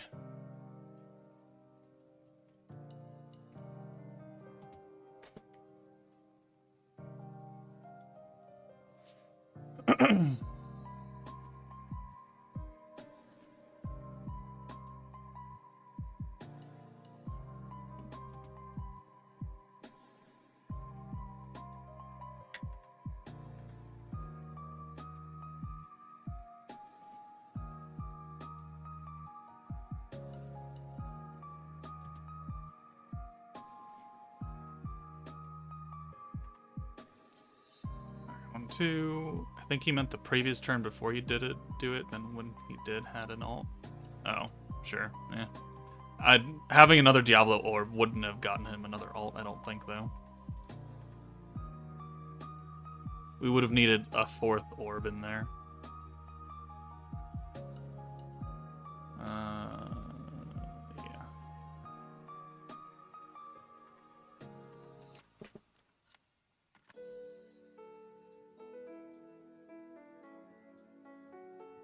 Six is just here because he's waiting for me to hit the crit, and then he knows that he has to go back in if I do. I don't really know if I am, though. Okay, I was thinking about investing some more stamina in Jubilee, but I guess I should let it be, and no, I didn't wail. I just spammed playing and got every free-to-play crystal I was able to. Like a smart person. That's what, yeah. Like a smart person does. Congratulations. I saw some comments saying that the reroll was poor. This game is shit because it didn't even give you enough for one multi. It's like, yeah, you missed the whole reroll period when we got those 100 tickets for ISIS. What's NA's top score? 4.2 or something for TM? Somewhere around there, unless he got higher when I wasn't looking. He's higher than Nature now, but Nature's busy settling into Japan, so I don't know if he exactly has time to do anything.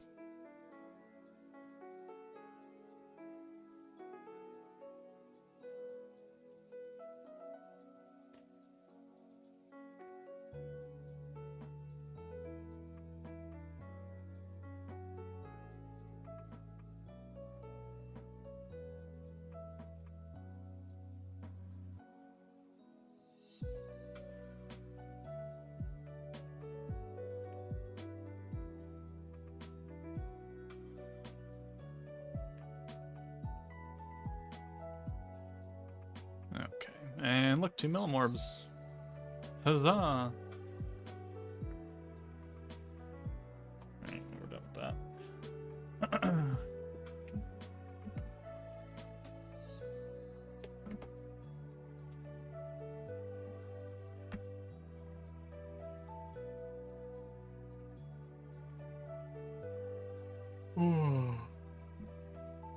Top score overall in Asia is 4.4.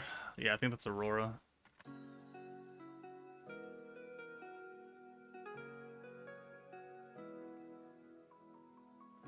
Yeah, you know it, Clasher. We're just having fun. So much fun.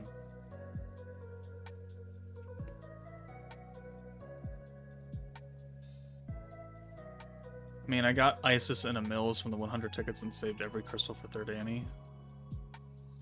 The name is Clef. Oh, Clef took over Aurora? Oh. Okay. Clef and Aurora are two different people.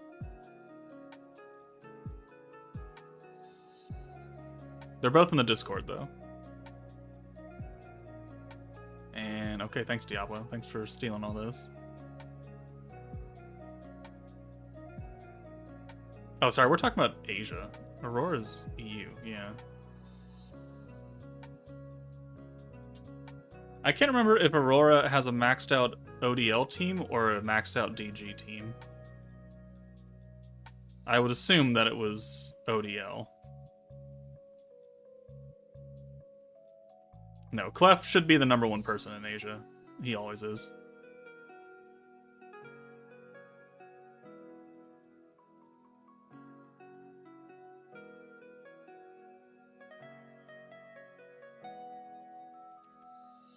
You really get a lot of crystals on a new account. I'm scared to see how it will make...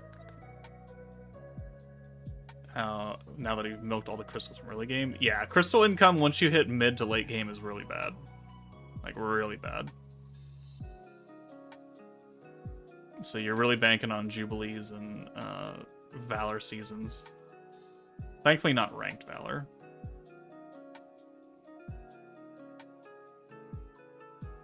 Okay, 3 and 3.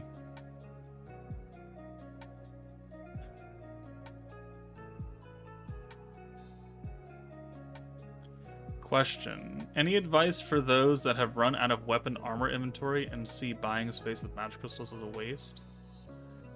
When you progress some of the other areas, like the Bamboo Forest or the Crystal District or the Tourism District, some of the milestone rewards are extra gear spots. It's like 10 every milestone. And you get, I think, you get around 50 slots extra for each area, as long as you build them up. So, towards the mid to late game, you'll actually get quite a few more for free. I have enhanced my box space a bit with crystals, but not a lot. And I'm good. So, like, once you start really getting into the 3-star gear, I would just disassemble all of your, like, 1 and 2-star gears and slowly replace them as time goes on with new stuff. And if you can just try and have gear for your one main team, so the 10 units.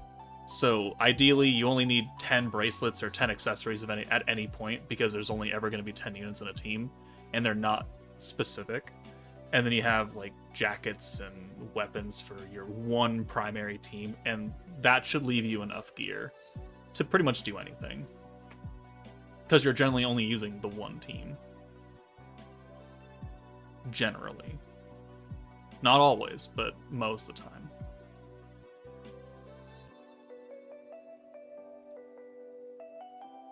Like, I don't think I've made a new accessory in months. Actual months. Like, unless it's Valor. But as far as, like, generic, like, dodge bracelets or poison bracelets, like, I haven't done those in a long time. Because I've always just had them sitting there. And I haven't had to make any more because I just swapped them out.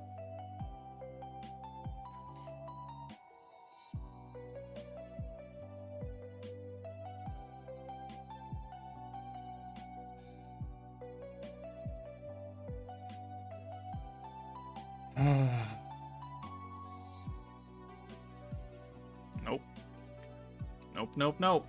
I think if I don't get a crit in the stream, we're just going to call it, and I'll take whatever placement I get in Jubilee. I'm going to get my 600 crystals. Like, no one is challenging me in my group, so it's not like I'm not going to get the max amount of rewards. I might not get all of the battle clusters from the global ranking, but Whoop-de-fucking-do. I lose on like one protector thing. Not a big deal. I haven't even used any of them yet on anybody. Like these new battle clusters, haven't done them.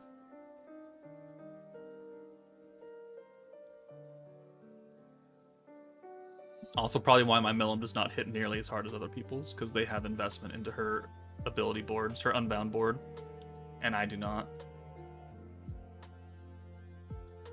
But I don't really feel like using them on Millum.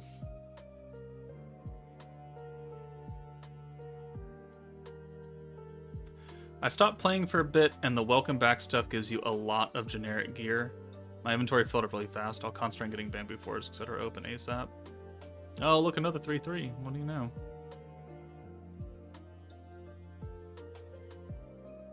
No one is challenging me in my group. Yeah, well, thank God that I don't have to work this hard to get top rewards for crystals. Like, the only reason I'm doing this is just to maybe try and get into the 0.1%. Because I'm 0.2 right now. See, I'm lucky that none of the other whales have been put into my groups so far, out of the last 3 Jubilees. Knock on wood.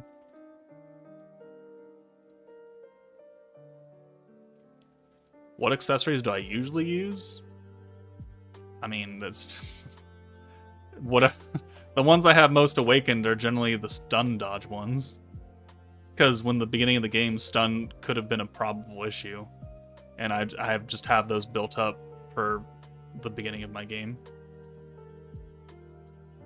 One of my alts is in my... one of your alts is in my group? Oh. Good job, alt.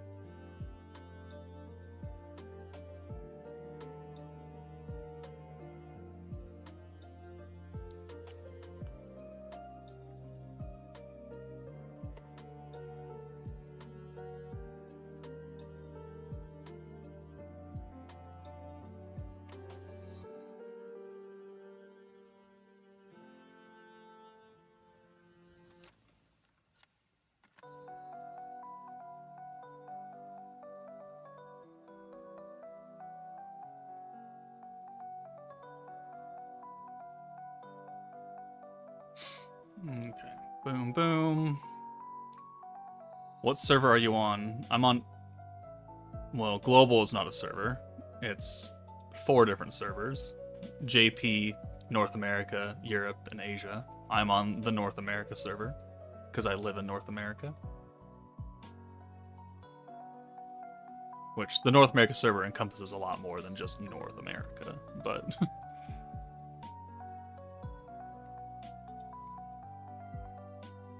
I, at one point, had an Asia account, but I gave that away. Okay, 222.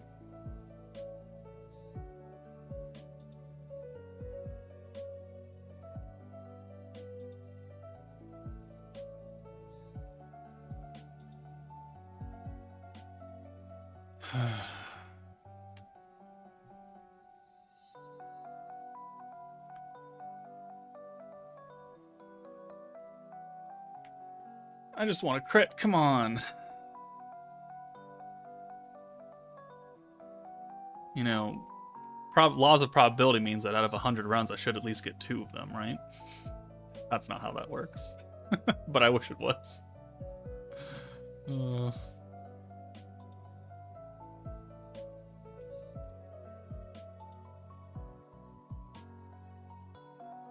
I'd have to do 100 runs, though. And I don't think I've done 100 runs. Like, I don't think I've done 100 runs total.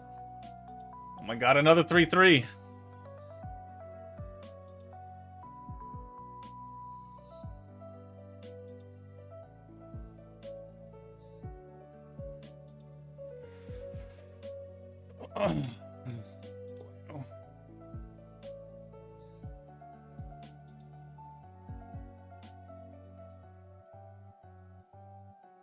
You kind of want to fish for this crit now? Because even though I'm sitting at 27 overall, I'm still only 3rd in your group. I mean, if you really, really, really want to subject yourself to this, then I can't stop you, but honestly, like, it's really not worth it. I would put your stamina towards something else that actually gives you tangible rewards. Because you're pretty much locked into your third, so you're going to get crystals and tickets from Jubilee regardless.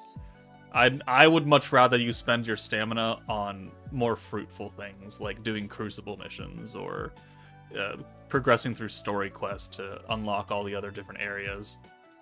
Like, fishing for crits is something that only whales and sweaty tryhards do. Oh, another 222. I joined back after finishing work and you just randomly grunt.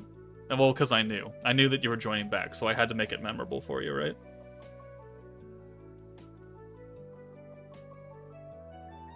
Anyone else could not connect to server on Google Play Games? Just you? Just you. I'm on Google Play Games and I'm not hitting any issues.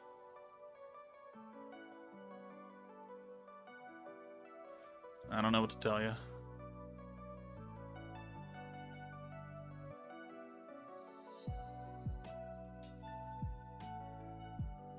Excellent. Yeah, love to hear that when you're the only one having problems. Really makes you feel all warm and fuzzy inside, right?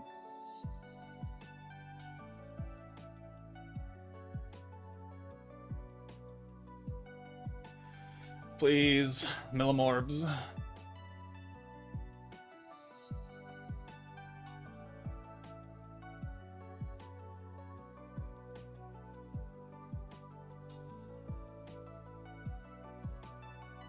I normally don't do this.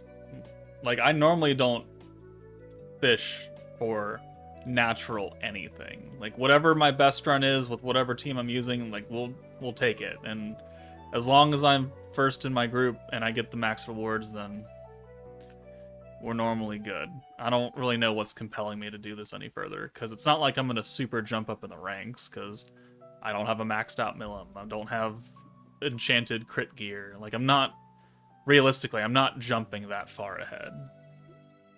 So me doing this right now is just a gigantic waste of stamina pots, for all intents and purposes.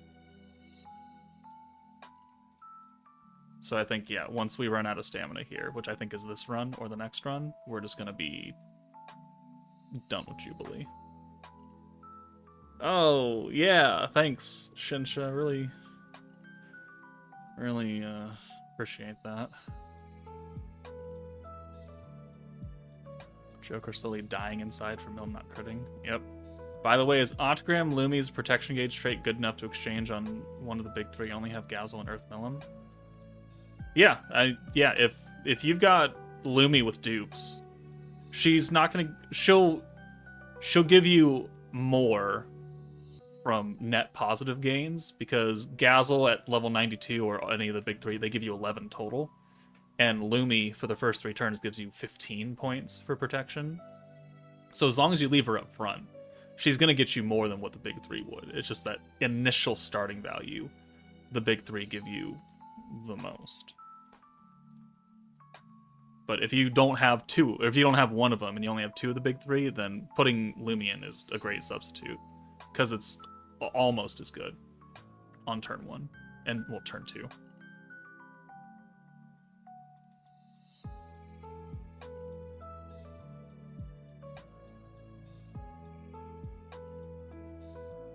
Or what you do is you put the big 3 in the support slots. You put Groom, Rimuru, Autogram Lumi, and Wind Training in the battle slots, and you have like almost a full protector turn 1. Or yeah, turn 1. You could do that too. It wouldn't make a lot of sense. The team would run like ass, but it's funny.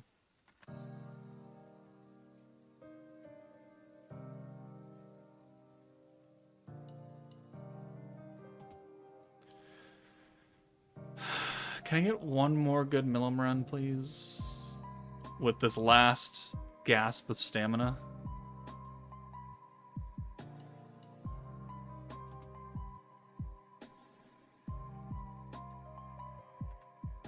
We just...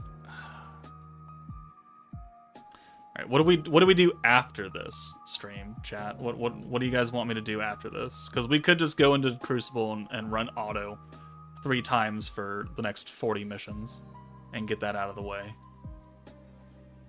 More boss battle 1. Hey, 6, shut the fuck up. Fuck, I didn't use Reamer's skill a second time. Oh well. Oh, there is a tower boost going on right now, Klein. That's right. Oh, yeah, look at that. Didn't even matter. I am quite low on tower currency now. Alright, get me the fuck out of here.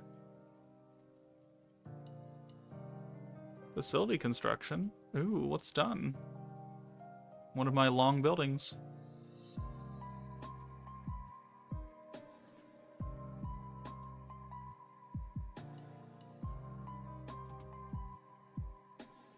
Yeah, we'll do dark, I guess. Cool.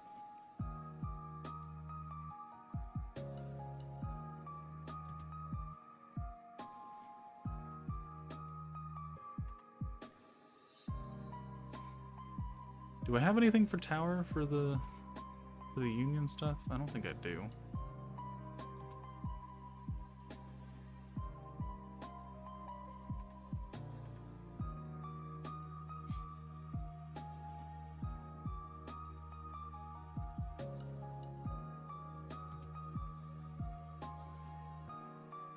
Have I done the Conquest Prime missions yet? No. I haven't even done, like, half of those stages at all. They've all been on, like, the level 1 tier. I think I may have done, like, level 2 for some of them, but I haven't touched Conquest Prime, like, at all. District tutorial? Question mark? Like, what are we, what are you looking for? District tutorial? I'm gonna need some more context on that, Sean Keel Nurse, because I don't really know what you're asking for.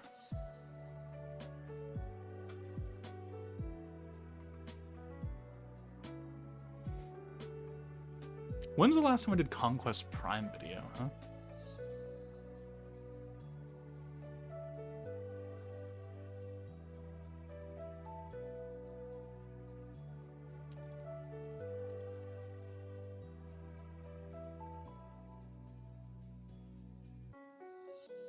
When did this go up?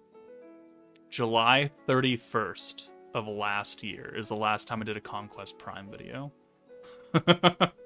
Well, ain't that something?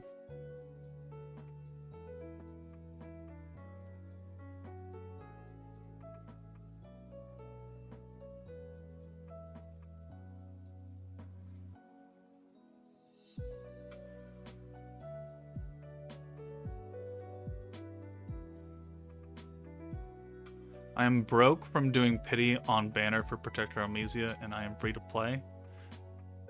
Yeah, going to pity for the Protector is never a fun thing.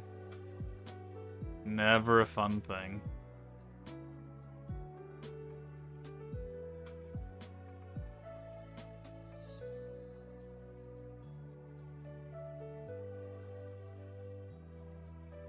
Hopefully, I don't have to do that.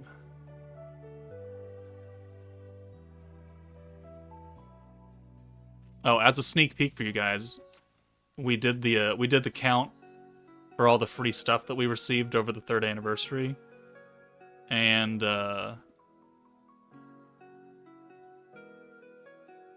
it's a lot more than we got last year. Right? So 4803, 68, 48, so 2,000 more total crystals, and we're still getting stages, and the ticket count is fairly even. So they've been generous, it's just they did some stupid fucky thingies. But like I said earlier in the beginning of the stream, every anniversary has done at least one stupid fucky thingy that makes 0 sense.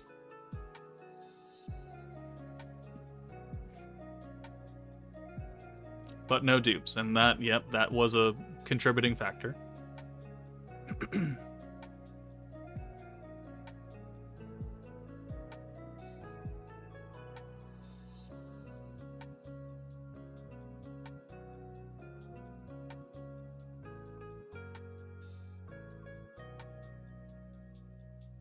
So, yeah, that video should go up tomorrow on my final thoughts. And I think I cover most things Most being the keyword. It's a really long, ranty video, though. It's gonna be really whiny. Like, oh, we didn't get this, and this is dumb, and I wish this was better. And I know some people are not gonna enjoy that kind of video, but people are interested in hearing how I think of this overall. That's not the hand I was wanting to see, game. Okay.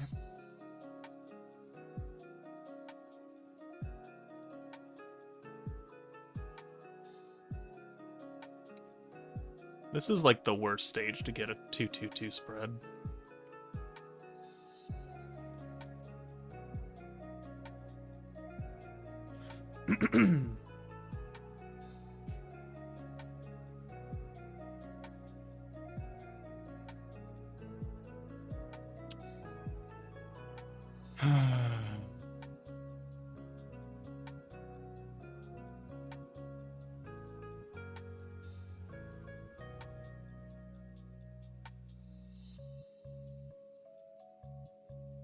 Let your inner Karen out. We all in the same boat, but do you actually spend money? Yep, that's right. Ow, ow, ow. Thanks a lot. Really appreciate that.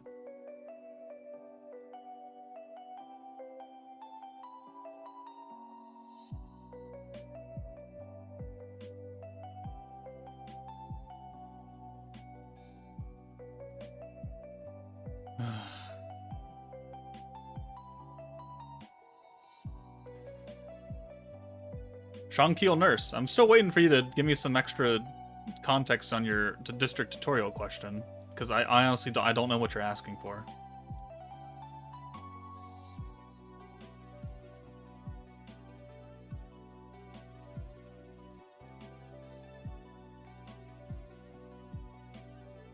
Times 230.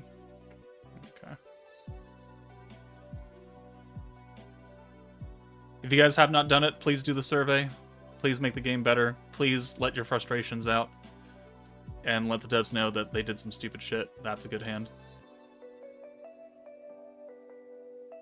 Well, not great, because there's no green orbs, but whatever.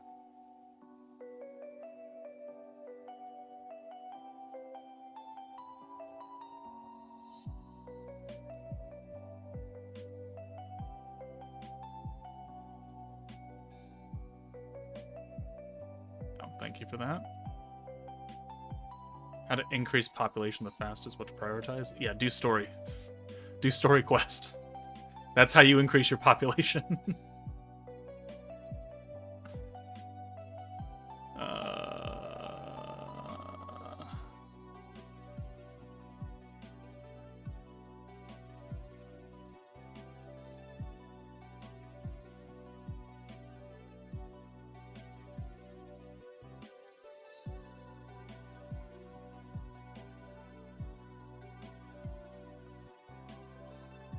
This run has been kind of shit.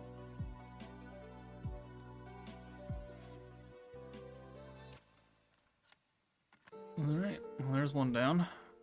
No flames. It's kind of unfortunate.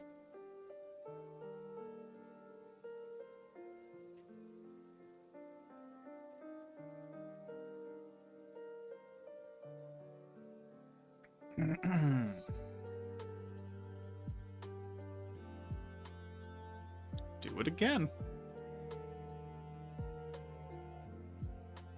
Thankfully, I have a lot of potions for tower, which the other whales can't really say. I do hope they add a labyrinth into this game. Oh no, I dropped behind on subs. I lost a sub. Now I'm 13,599. People are quitting the game. Oh, well, that's something now, isn't it?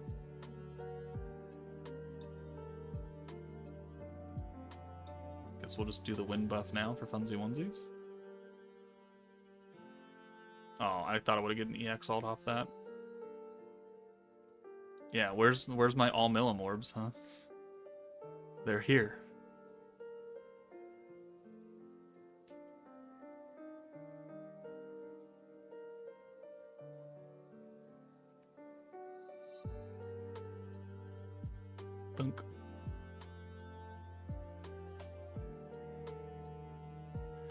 Any new predictions for the next meta? I know we have next to nothing to go on, but still. Well, we know it's going to be Earth-focused because of Ranked Valor and what that told us. Apart from that, like an Earth-focused Christmas meta? I mean, I guess they could. Earth desperately needs more units, though. So, I mean, if you want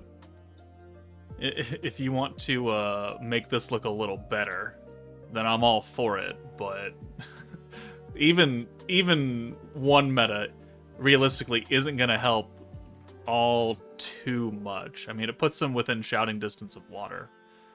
But water still isn't really in a great spot either, because Protector of Peace, no one should have summoned on Protector of Peace. And then fire. Like, Ogre's Pride was good, but it was another kind of filler meta that I don't know if a lot of people summoned on, but man, they really hate Earth. They really, really hate Earth. 1, 2, 3, 4, 5, 6, 7, 8, 9, 10, 11 units behind Dark.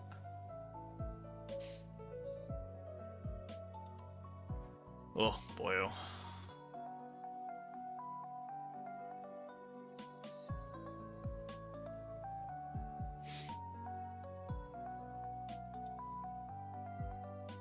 I'm waiting for a 100 floor dungeon, maybe group play PvP. Maybe. I mean, the JP survey has in the question, like, do you want like a labyrinth gameplay mechanic? And I assume everyone is going to be like, yes. Although, for some reason, I know that a lot of JP players really prioritize the building areas, which I find to be ridiculous. But, hey, we prioritize different things, apparently. Like, a lot of JP players, like, they don't care about sweating that much. They just want to make their town look pretty. And they would rather sacrifice, like, gameplay modes, challenge events, over make my area prettier. I don't understand that. Like, you think that's content? That you want to sit here and micromanage, just go play like Sim City or something like that. But hey, I'm not a JP player. I don't know what goes through their minds.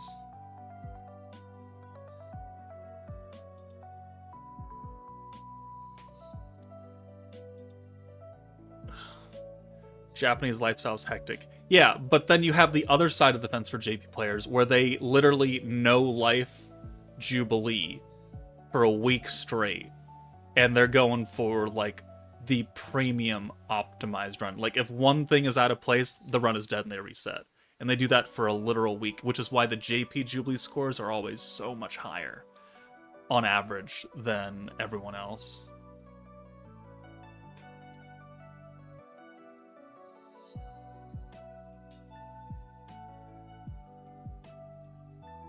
You get less ISIS coins when you don't head straight to the boss. How is that? I'm including an extra red fight in my run. How do I get less coins off of that? Is it because I'm getting more boss runs out of the thing? Yeah. So it's like you do what? So 1, 2, 3, 4. So 4 steps gets you to a boss versus 5 steps and you get less boss runs. Whatever. Whatever.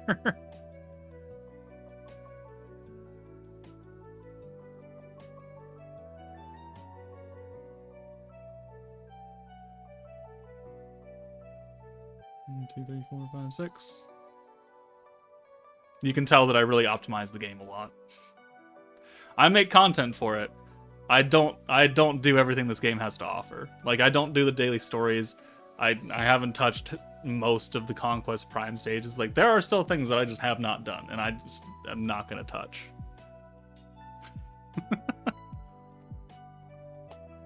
You did the math. You did the science. All right, well, thank you for doing the science. I'm probably still not going to listen to you, because I'm stubborn like that.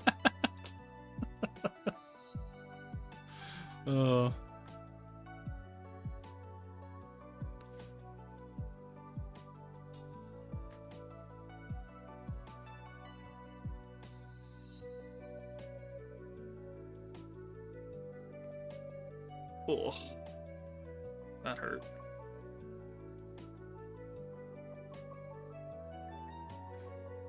$241. Also, should release Daggerel Suns. They would be Earth as well in Japanese. Okay, so I just didn't read part of that. There are a lot of characters they have not implemented yet that I feel like they could, even as 4 stars. But, you know, they don't want to do it. They don't want to do a lot of things that I think would make the game better, and I don't know if that's because the Japanese are so very hard-headed as well, or because they literally have to have a 6-day meeting to change one thing in the game.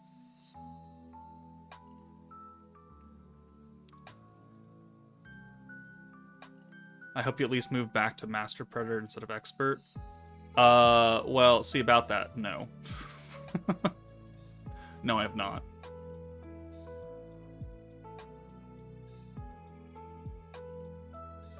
Significantly more perfect striking, also significantly more of the skill fuse materials, which the sweats did the math. TM gathered a lot of data over over the course of like a week, where some of us did the expert, some of us did the master, and while master, yes, did give more perfect strikings, the rainbow circle enhancements, every single time I did master difficulty this entire month, like I got like one round where I got rainbows. So it's like, I'd rather just get golds and rainbows, even if it's at a lower value, because at least golds I can still use.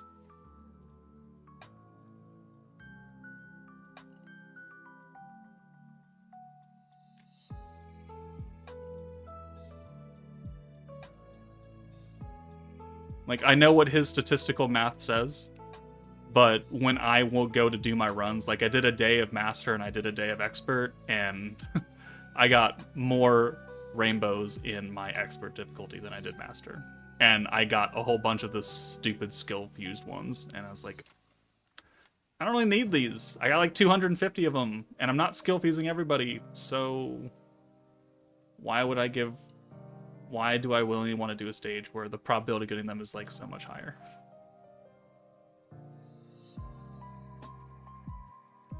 What breed of dew?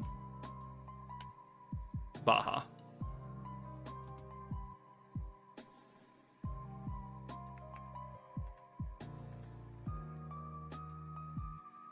We're having Baja. Fred Meyer, the grocery store, had a buy 2 get 3 free on 12 packs of soda though, so I bought 2 normals, 1 Code Red, 1 Baja, and I bought a Pepsi as well.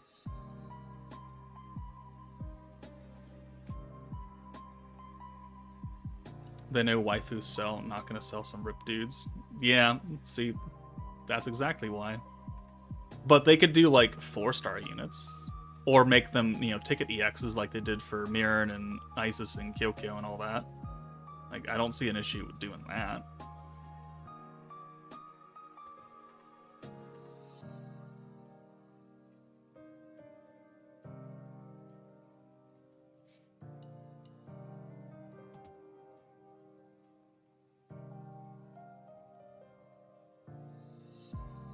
Here, you actually, you know what? I have to do my Predator battle still today. We'll finish this tower run, and we'll do the straight line, since everyone wants me to optimize, apparently.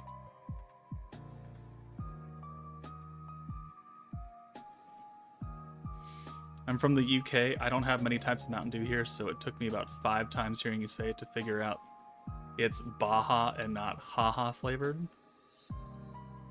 Was gonna say, does it taste funny? Oh, yeah, Baja Blast is a flavor that is normally exclusively sold at Taco Bell, fast food restaurant. Normally exclusive to Taco Bell, but every summer they can it up and sell it in bottles, and then at the end of the summer season it goes back to being exclusively Taco Bell. But this past year was like the 20th anniversary or something, or some kind of anniversary for Baja being a thing, and so they made it available year-round.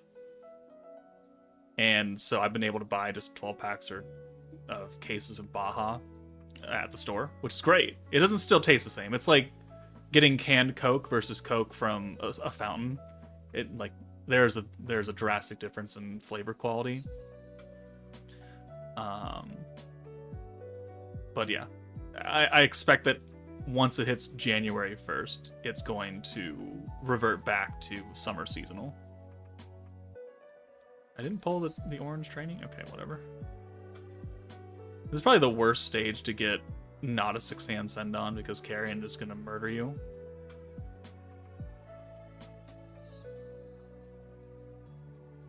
How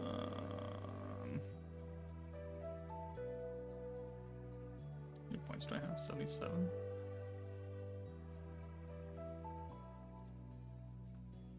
Let's do this. Let's steal. Let's get you in here. Let's do your attack buff or your crit.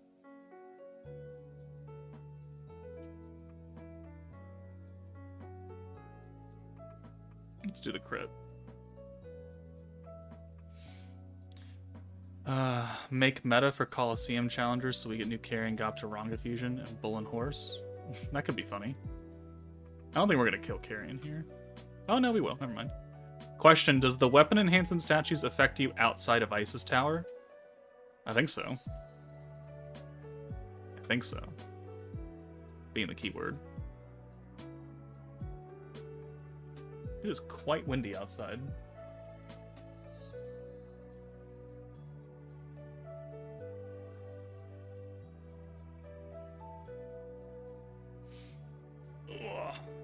Alright, I'm tired of sitting.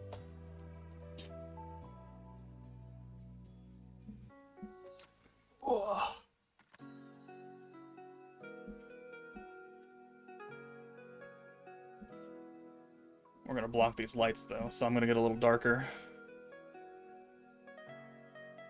Alright, there we go. The shadow has been cast.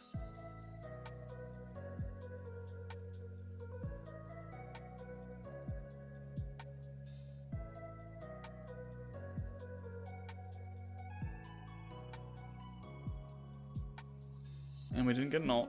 Oh well.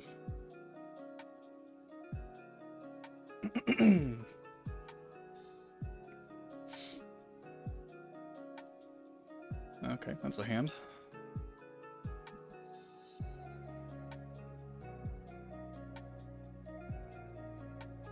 Dink, dink, dink.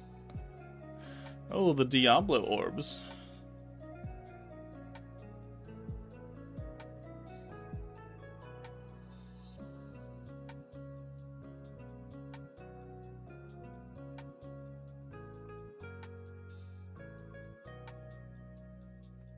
Alright, let's go do Predator battle now.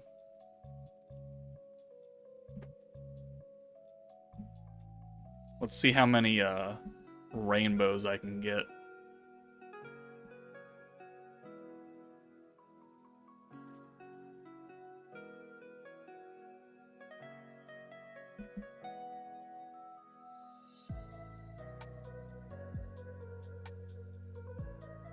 Yeah, let's do master difficulty. Yeah, this is gonna work. See, what's gonna happen is I'm either gonna get 3 sets of rainbows here because we're doing it out of spite, or because I'm doing it out of spite, the game is gonna give me just the skill fusion ones, and I'm gonna get so very salty.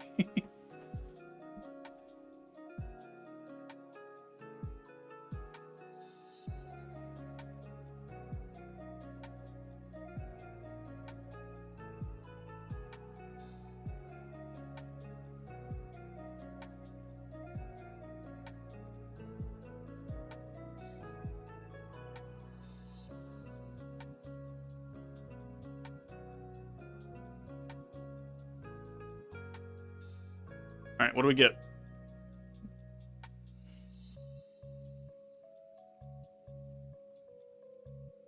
Oh, some golds. What else? Oh, we got one of each.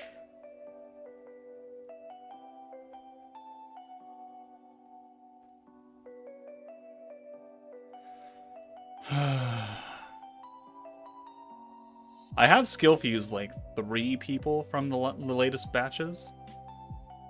I did Dark Milim. I did Fount of Wisdom Rimuru. And I did Lumi. So I got all the orb changers that now are like unspecified converts. But I don't feel like doing showcases for them because it is only their orb converts. It doesn't really change how they function realistically. Oh, more gold. Oh. Yeah, see. Unfortunate right there. That's 2 PS per drop. I'm very aware of how much it drops, Nick. I'm not sure if you're trolling me or if you legitimately think I don't know what drops. Or if you're just being very matter-of-fact about it.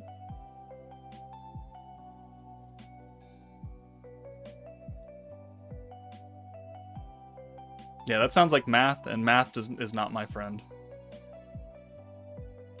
Oh, there's a rainbow. Can we get 3? Oh, there we go. See, that's looking good. Congratulations, Nick. You proved your point. I hope you're happy. So that is 6 rainbows total out of 3 attempts. Right? Yeah. So in order to do that, I would have had to get perfect runs on all 3 of the expert difficulties, which realistically isn't going to happen. But I really just don't give a shit about these ones. So, like, I really don't care what math and data over time says. Like, realistically, I'm always getting more of these than I am rainbows. So, and I don't need those. Like, I just don't. Skill material. Yeah, I've got 210 of these, and I've got 167 of these. Which ones do you think I use more? Which ones do you think I've actually gotten more out of the expert difficulty stage? Oh, right, because it's golds and rainbows, because I can't get these ones. And I can't use these ones for some reason for lower tier skills. How'd boss battle 1 go? Terrible. We didn't get a run. We didn't get a run.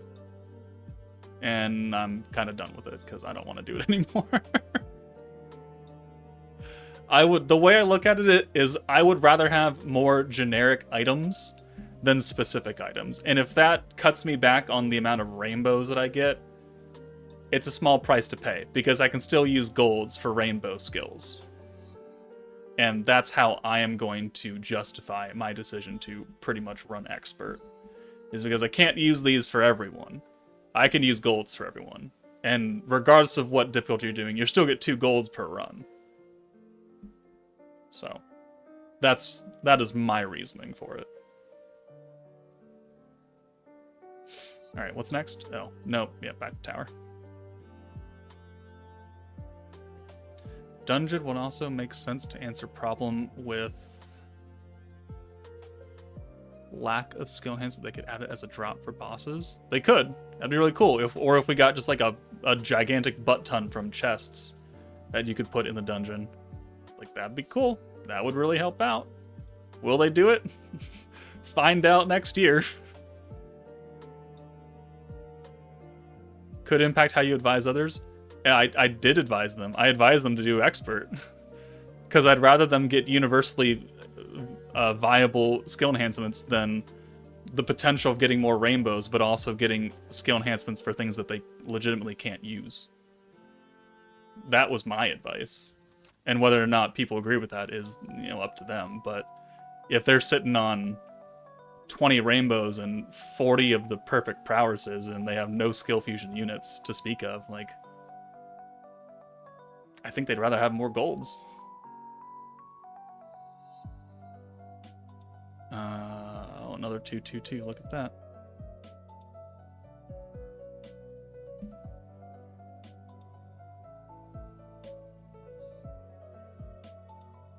I'm always running short on perfect strikings, not the golds. That's fine, but you know what you can do is you can use golds in place of perfect strikings.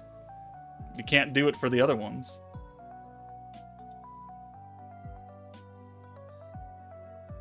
But again, you know, it's up to how people want to play their game. I will advise them what I believe is best for newer starting players, and getting more materials for things they can't use is not as impactful as getting things that they can use for other people.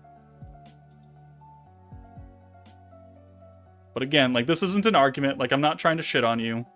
I'm not trying to, like, my opinion is right and you are wrong. It's like, no, there are legitimate ups and downs for both sides. Like, yes, you have the potential to get more rainbows that are good on the higher difficulty stage, but the potential to also not get rainbows and get a material that is outclassed and unusable is also there. So, like, risk and reward is higher versus lower overall drop for quantity wise for rainbows, but also golds which you can use on other things.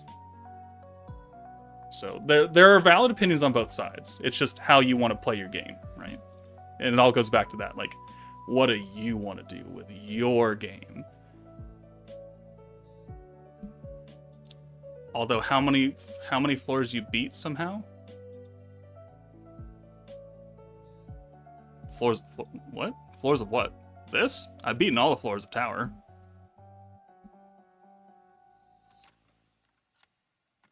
The way you're swaying side to side, you look like a cat about to pounce. I have always been a cat guy. For pretty much my entire life, I've had cats.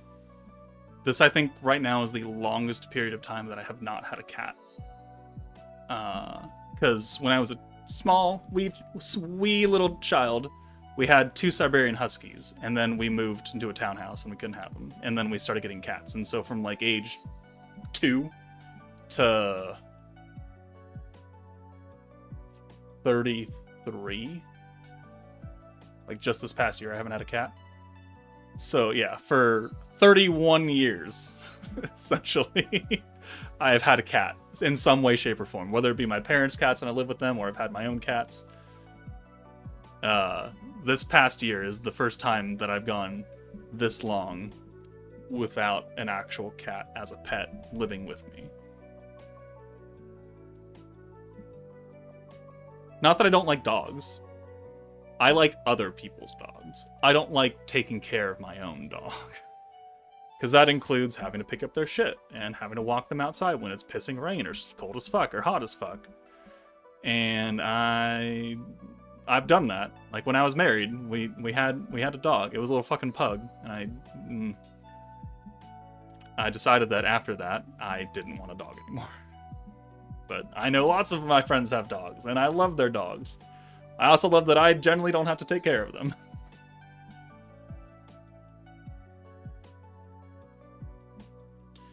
When you planning on getting a new cat, then? Need to keep those numbers up? See, the thing about that is that while I do miss the companionship of having a pet, I also enjoy literally not having to take care of anyone but myself at the same time.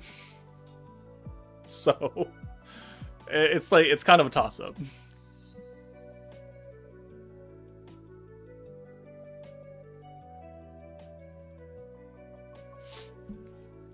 I have, like, there are times where, like, man, I really want a cat right now.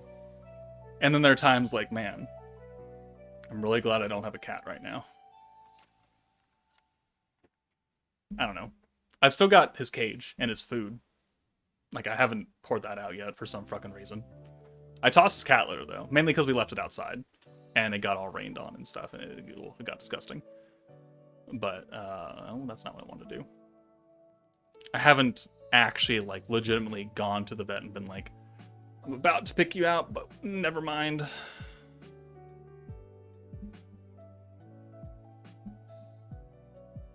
Can I get 3 geld? Okay, good, that works. Yeah, like, cats, like, yeah, you still have to pick up their shit and their litter because you gotta scoop it, but I don't have to go outside for that. I've never had an outdoor cat. They've always been strictly indoor.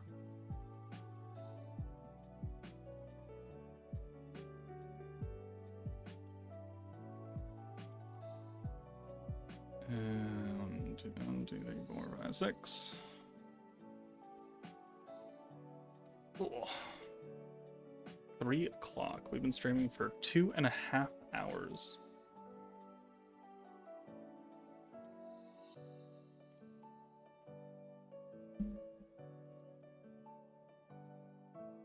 Give me that. That gives us a millimalt. And thank you for that. No, thank you. That's not what I wanted. Probably don't even need to alt buff at that low of HP. We're still getting the extra weakness strike, or the damage from Velzard against a water enemy. So probably a bit unnecessary, but oh well. Oh, we got flames there.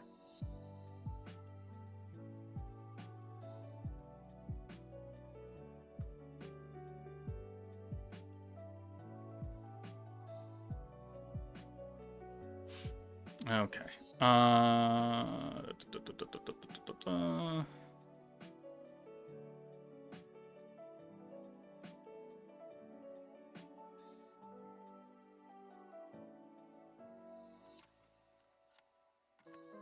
Well, we've doubled our ISIS coins. That's good.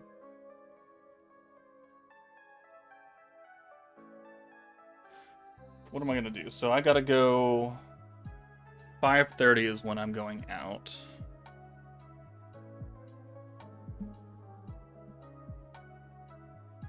What do I have left? Do I have any videos I have to record?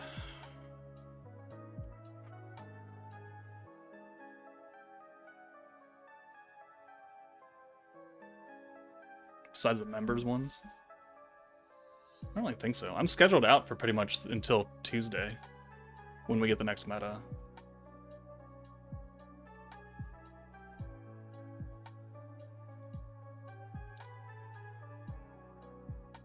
Joker, did you know a game that's called Guardian Tales once had a slime collab in March of this year, as the characters chosen were Rimuru, Shuna, and Milim, as did AFK Arena, but no Milim? I have not heard of Guardian Tales. I know of AFK Arena, but I don't like idle games. AFK idle games. Because I don't know about you guys, but when I play a game, I want to play the game. If I'm just watching the computer do everything for me, and like I don't really consider that fun. I don't know. It's a conversation to have with many people. But if I'm going to willingly sit down and invest time into something and play it, I want to be in control of said game, and I want to dictate what happens to a certain extent, because some things are out of our control, like orb RNG, right? But I want to physically like do something. I don't want to just sit there and watch the fights do, and they all do like auto attacks, and then you wait for their skill bar to pop up and you press the skill and then it happens, and you go back to doing nothing and watching them for 15 minutes. Like it's not what I consider fun. So I avoid those types of games.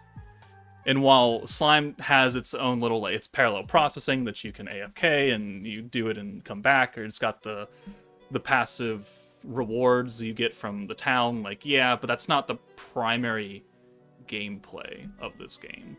They're just handy little functions. So that is, like, totally different. But dedicated, like, idle, away from keyboard AFK games, like, I don't really mess with those games. And then open world gacha games, I'd rather just play a console game. Like, yeah, I could play Genshin. Anime, open world, like, what's not to like about that? But if I'm going to play, like, an open world game like that, one, stamina system, like what Insane For Me said, not the best.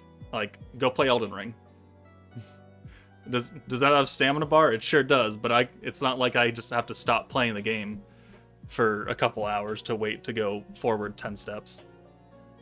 What about Star Rail? I like Star Rail. I didn't like the end game or lack of end game, and I don't like gear RNGs, so I dropped it and gave my account to one of my mods. Must have missed that in the beginning of the stream. Well, I guess halfway through the stream? I don't know. We talked about Honkai earlier.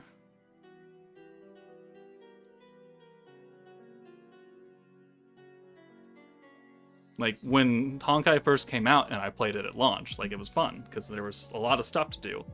And then we beat it all. And then there was nothing to do until the next update, which takes about like what, every couple months, somewhere around there, give or take a month. And then you would do that for about a day, and then you would go back to just using stamina on events that were way overpriced for stamina consumption, for gear that it's not, you know, it's 5 different substats, you need them all to roll correctly, and that's your entire gameplay process for the next month. That, it was not fun for me. I did not enjoy such things.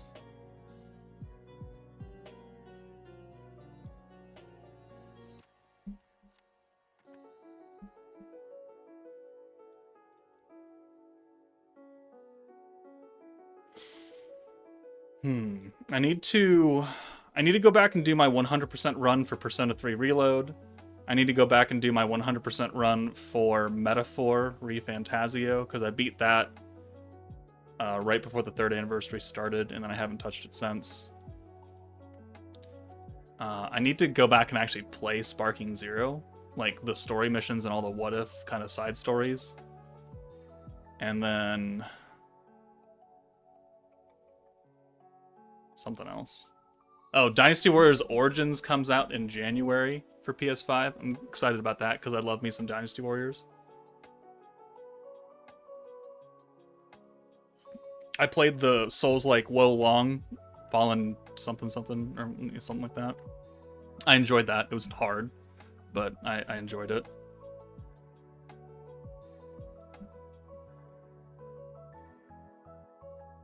I got the Platinum Trophy in Elden Ring, though, which is something I would not think I would be saying in the year of 2024, or literally ever.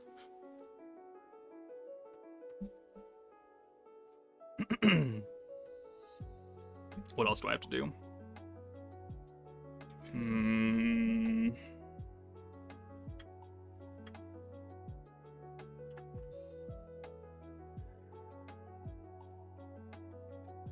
don't think there's any other games that are out right now that I really care about. I'm not big on Warhammer. Like, I don't know much about Warhammer. I know that came out. I'm not big on Baldur's Gate. I know Dragon Age came out, and that is a joke.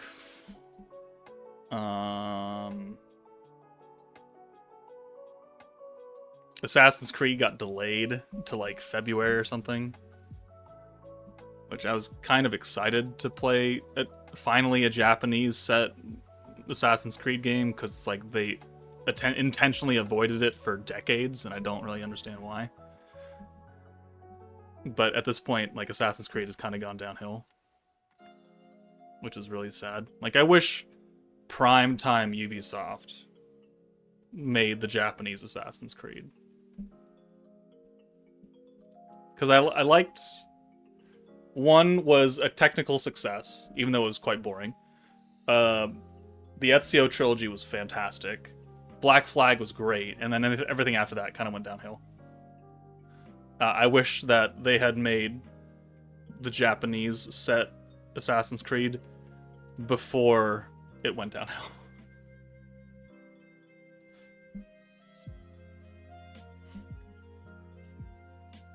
What else? It's not in here. Halo is in a shithole right now. They had to rebrand their whole studio and kick off like most of their executive staff because it's just been in the toilet for literal decades now. Like 343 Microsoft, now Halo Studios, has just been like, yeah, whatever people liked about Halo, we're not gonna do. And then I see people who are like, give it back to Destiny, or give it back to Bungie, but then you realize that Bungie and Destiny has also not had a super great history. Like, it's still going. I can't say that people are overly happy with the way a lot of Destiny has turned out, but it's something. But I think Halo 3 has my most total hours spent in a game, and then after that would probably be Ark, and then Persona, like anything Persona 5 related.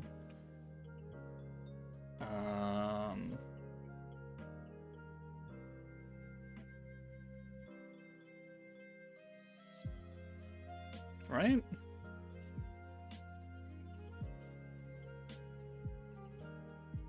think so.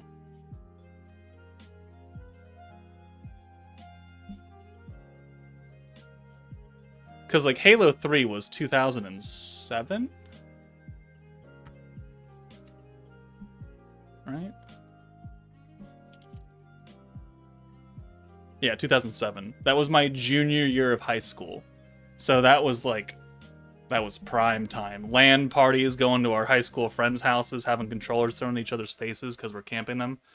Yeah, that was prime time.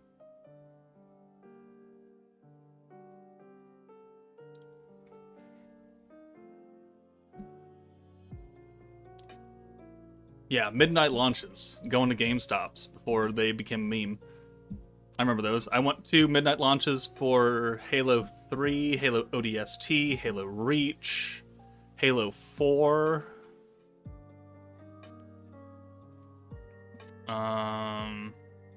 Went to a few others as well, but like I distinctly remember going to a lot of Halo themed midnight releases. And I used to work for GameStop when I was a seasonal, when I was a wee little teenager. I did like a 6-month stint where I was a seasonal and got kept on afterwards, but they gave me like 2 hours a week, so I quit.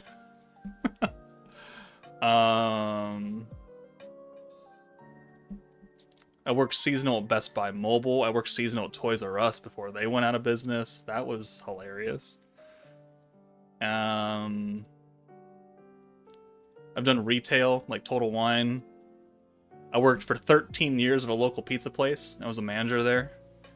Just losing my hair and my mind over stupid teenagers as they continue. Like, being at a place for 13 years, like, you start at the bottom and you realize that you're a stupid teenager.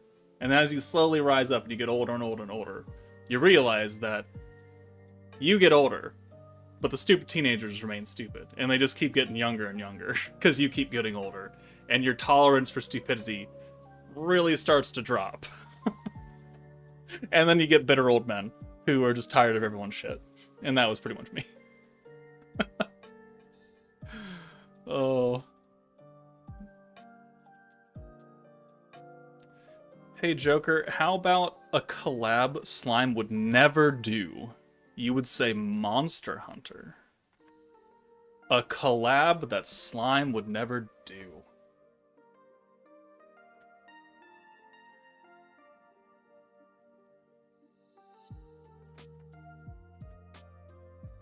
Star Wars. Star Wars. I love Star Wars. I love most Star Wars. Let's back that up a little bit. Disney Star Wars I'm not a big fan of. A lot of their stuff has been kind of meh. But I grew up in primetime Star Wars era. 1999. Midnight release of The Phantom Menace. I was there. I was 9 years old.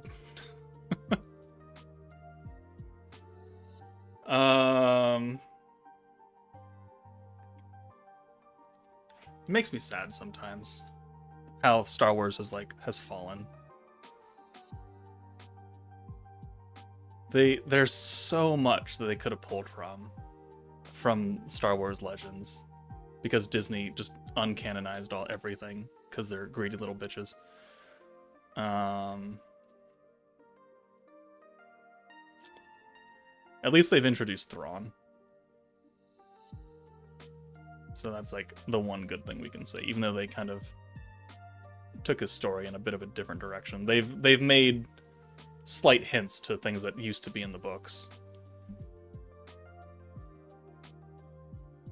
But I've been to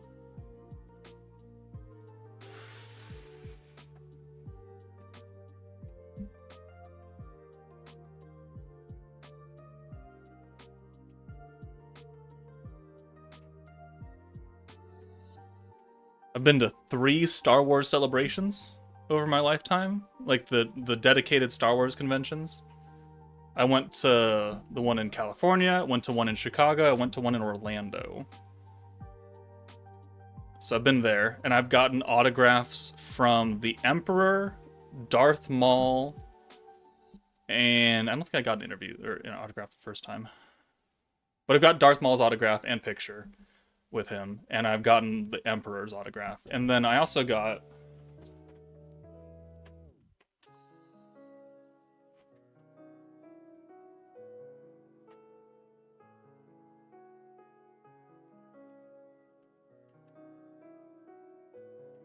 Here's my 1992 paperback copy of Heir to the Empire, which introduced Thrawn, written by Timothy Zahn, and I have somewhere in here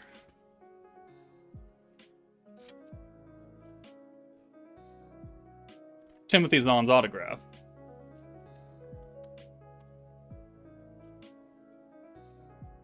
Right there. I actually just got this autograph like this summer, actually, at one of the smaller conventions that was up north, but not in Seattle. I'm kind of surprised she was there. I also got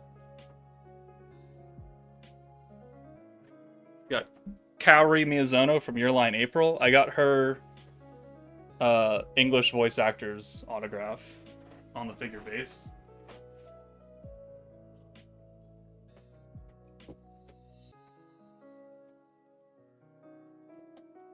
And then I've got Christopher Sabat's autograph on 2 different Vegeta pop figures down here.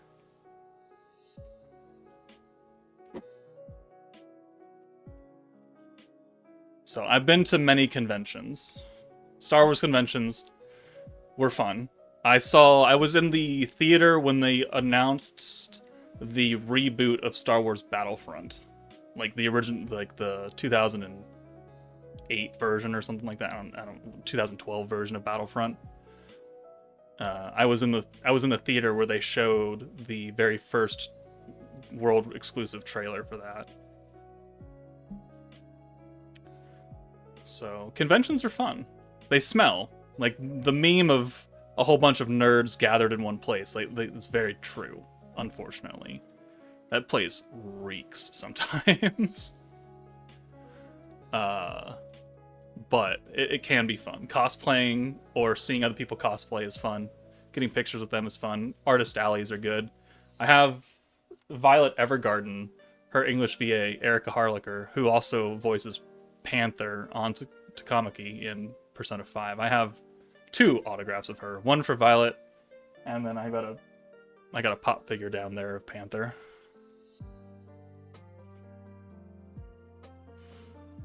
What else do I have? Is anything else autographed?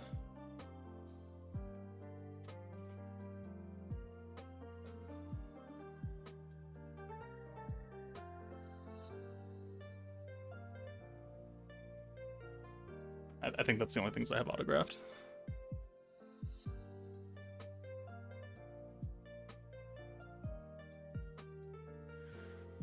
Is there a character that buffs crit rate and damage other than Dark Rimuru?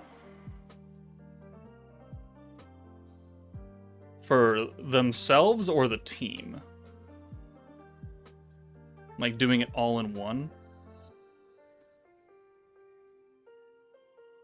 Technically, the OG Space Masked Hero does crit and crit resistance down, which you could emulate as crit damage.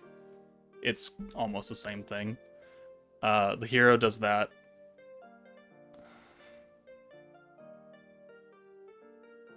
But crit rate and crit damage in the same skill. No, I don't think there is. Like, we really haven't gotten a lot of crit units lately. Because, like, Protector Piece was crit, so if we bring up the spreadsheet...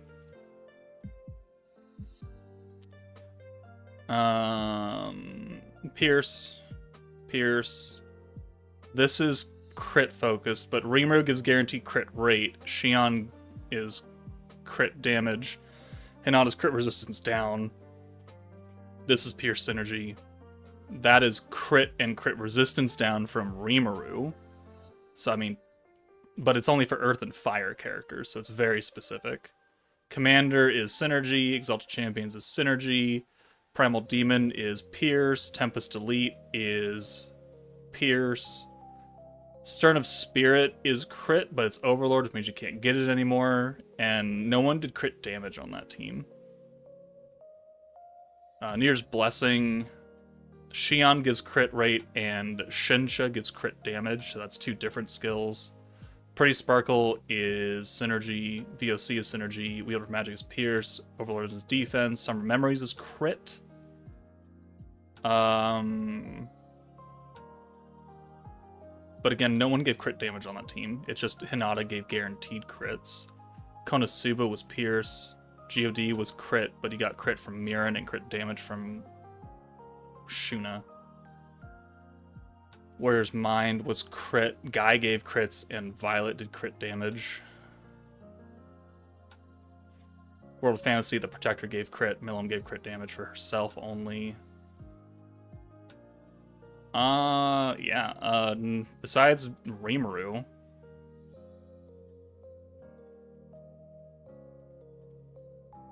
Shion just guaranteed crits. Crit damage came from Hinata's skill. Wind, light, space. I mean, Dark Rimuru from the OG meta, he gives himself guaranteed crit and crit damage.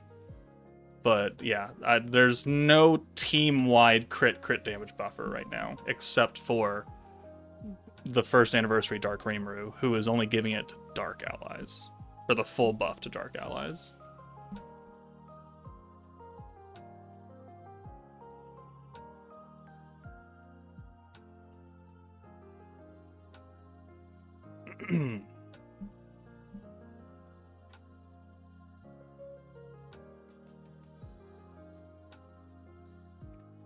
Okay, that's a lot of guild.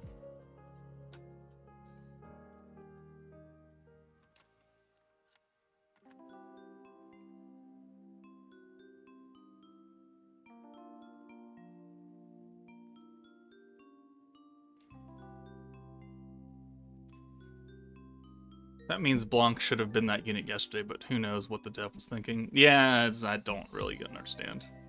That's going to be one of the great mysteries of the 3rd anniversary, is what the fuck did they decide to do with Blanc? It doesn't make her a bad unit. She's a solid unit. I wouldn't say she's great or godly, but she's solid. They could have made her godly, though. Like, it was really, really easy to make that unit just tippity top of the spear. And they were like, you know what? No. I don't want to do that. And here we are. But because she's Blanc, I had to 120 her. Just like if we get a summonable version of Sokka, my wallet demands a sacrifice. I don't know if we'll ever get another summon. We probably will. Probably.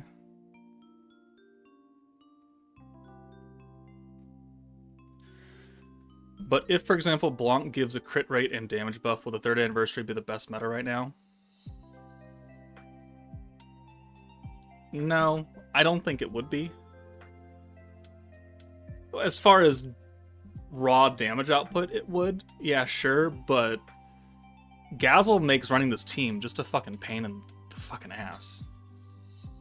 And there's no nice way to put that, unfortunately.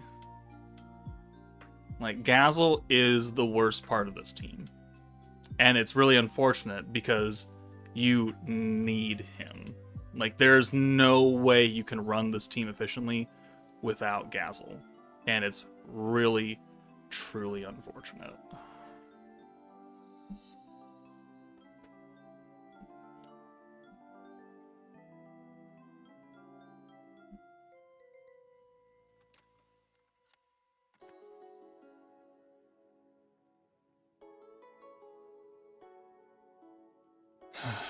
There are a number of things, but so I included this for my final thoughts on the 3rd Annie, and I brought this up as an example. So every anniversary has had in some way, shape, or form, something very stupid around it. The 1st anniversary was a magic team that needed an orange orb changer. Isis is blue. Milim is a special convert. Veldora is giving a magic buff. Diablo has the orange convert and he's physical. So riddle me that. They put the needed orange converter on a Magic team, made him physical, and called it a day. Like, that is the first anniversary's gigantic stupid fuck up. Second anniversary, the team runs well, and it still is a really good team to the day. Like, that's how you know a team is good, when 1 year later it's still viable. However, the one stupid thing that they did in the second anniversary is Cleash, because she was the green orb converter, but she's not a Visions of Coleus unit. Or a Octagram Demon Lord character, which is what Lumi is stacking. So Cleash being on this team was kind of like, what? Why is she here? I don't get it. Yeah, she's a free-to-play character, and, you know, her getting stacks of damage is not that important, and she was very easily replaceable, but it's like, you intentionally did this. Why? Everything else about the Visions of Coleus team was great. Rainbow Orbs, Synergy, Blanc, Violet, and Jean. You know, Blanc and Violet are still SS tier to the day. Jean not so much, but, you know, she's a DPS with some support capability versus being raw support. Like, this team runs really well. Like, especially if you put the Ogre's Pride Soe on it, or you put the new Diablo on this team, or you put someone else on this team. You can put the new Light Hero on this team. You could get some Alt Rush, get a Rewind, get Pierce, if you can use Pierce in the stage where you're using this. Like, this team can get it done really well, really easily. The first anniversary Dark team, while very old, still runs pretty well now that we have so many other converters for green orbs. And Shinsha, easily replaceable, you don't need her. But, like, you get to the Divine General team, and you got Almizia, who's doing so much. And then you got Gazel. His debuff is meh. His orb change is holistically restricted. And then, you know, Raphael, good unit. Diablo, godly unit. The hero, good unit. Blanc, kind of a swing and a miss. You seal Pierce, crit, and synergy. You give us Pierce and synergy. Where's the crit? Why doesn't Blanc have crit? Why does she only alt swap space alts on a team that only has 2 space characters? Like, these are questions that we're never going to answer. But every single anniversary, they have to do something stupid. And it's like they look at the day one intern and be like, hey, you, make the final decision. And the guy's like, this. And you're like, all right, put it in. And now we're here. And now we're here. No anniversary is perfect. I honestly believe that the second anniversary was the best anniversary out of the 3. Because the impact of the fuck up of the team was quite low. No one really gives a shit about Cleash. No one needs Cleash for that team to operate. You need Gazel to operate this team. The Dark 1.9 anniversary team, it needed an orange converter for that team. And by making him physical, you've negated the whole point of the Protector, which is buffing magic attack. So, what are you doing there? And in the second anniversary, they give us free dupes.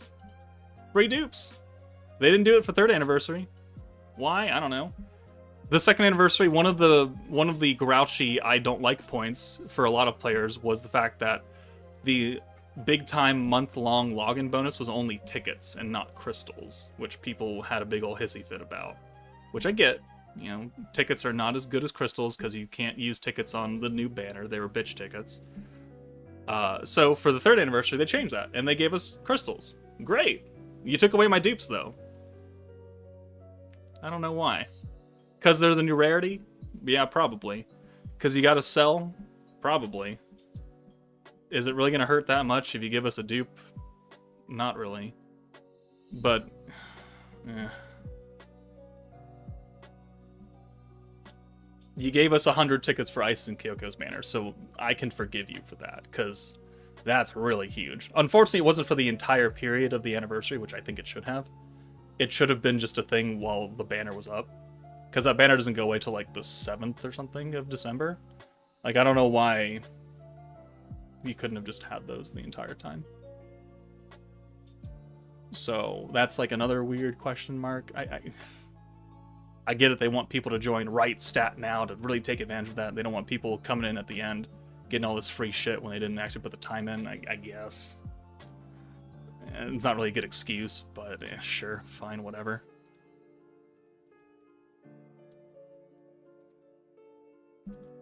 The alt yoink was a useless gimmick. At the time it wasn't. You know, the gimmick not being the best thing in the world is I think the epitome of most gimmicks, right? Exalted Champion Millum, her free ult, like when the fuck do you use that? Never. Is it a gimmick? Yeah. Is it on a character? It sure is. Can you use it? I guess. Are you actually going to use it though? No. No, you're not. So, I think Remu's gimmick is a bit more interesting, and especially for the Masked Hero event, when that came out, it definitely did save a lot of people. Because that came out for the half anniversary, and the Remur came out for first anniversary, so people who were not able to beat that, they were like, oh, well, if she doesn't kill us on the nuke because we just yoink it, then we're gonna be fairly good.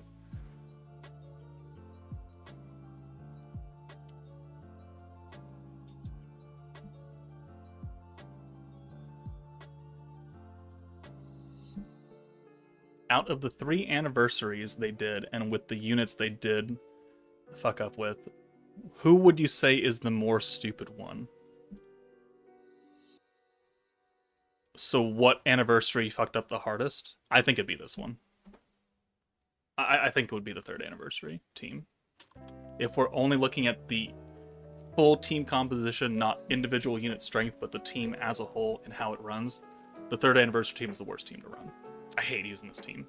It's so slow. It's so RNG dependent. You put one singular orb changer who only changes one singular orb on an 8-turn stacking team, and you purposely avoided the things that the team needed. Like, these are very stupid things. Like, the first Annie, was Diablo stupid being physical and he was the needed orange orb changer? Yeah. Could you bring a different orange orb changer? Yeah, you could do that.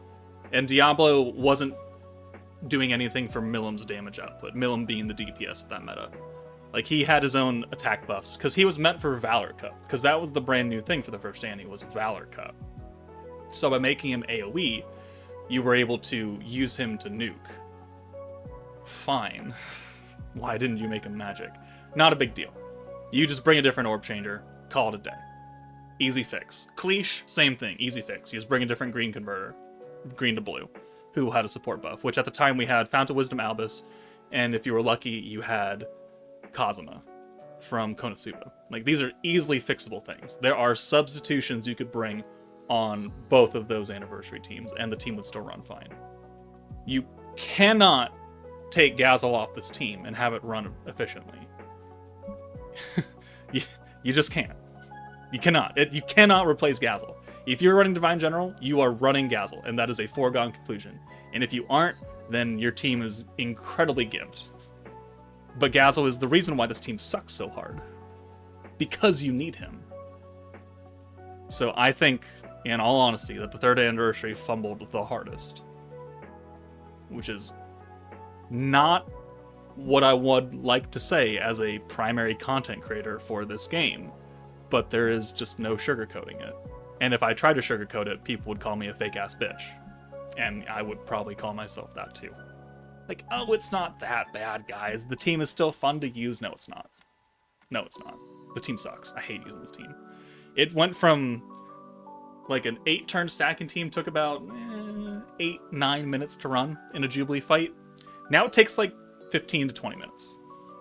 Because you have to use a skill and activate, use a skill and activate, swap everyone out, use a skill and activate, reset, use a skill and activate. Oh my god, it takes so long to use a Divine General team. I don't want to sit in one singular fight for 30 minutes because I'm trying to figure out who I can and cannot alt swap, or how sending this alt in this turn is going to affect my hand later on, because I can't full alt swap the team, even though I have a skill that lets me use alt swaps multiple times in a turn, but it doesn't work because I'm only swapping specific unit alts, and sending 5 greens on an alt drastically reduces the amount of skill points and protection gauge that I'm getting over the course of 8 turns. I don't like using this team.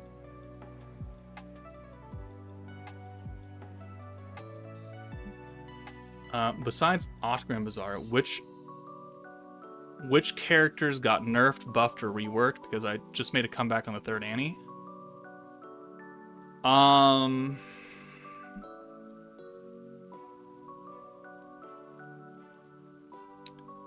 Only one, and that was Octagram Lumi. But so you're counting not Octagram units? Nobody, realistically. Nobody got... This game doesn't really buff, nerf, change characters after release because of popular opinion. They get skill fusions, but those are not direct necessary changes. If they did that, then Overlord would have been out the gate, like, reworked within a week. But they can't do that. The only time that I distinctly remember them nerfing a character besides Octagram Lumi was Octagram Millum, before the game even came out. But apart from that...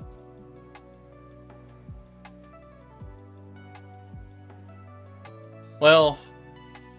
Yeah, they changed some of the Octagram characters. Yeah, it's just Octagram, essentially.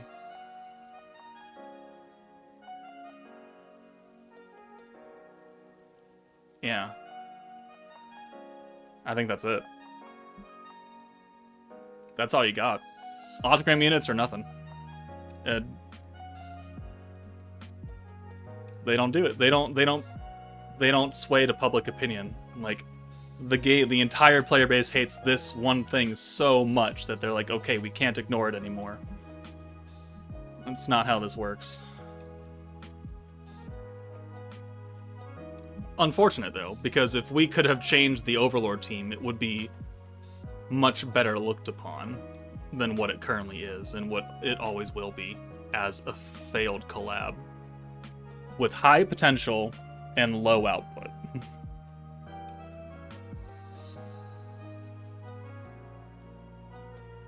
No, not this.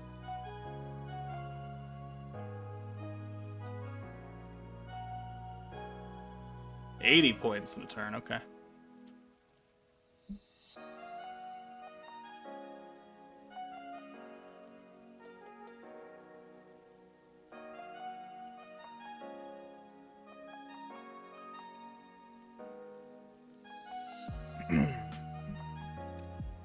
Right, now we just auto.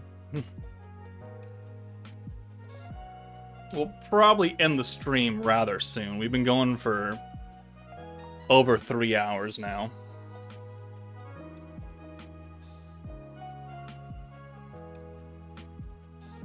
I wonder how cute Joker will be in a very cute outfit saying Kyokyo and Isis in Shizu in a cute voice. You missed the maid stream then, huh, didn't you? you really lucked out on that one, huh? Although I can't say that I was saying cute things in that outfit. No. Diablo ult.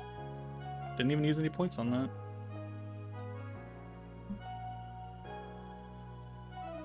Do it again. Oh, we need 10 stamina now? Okay, yeah, we'll do this mission and then we'll probably call the stream.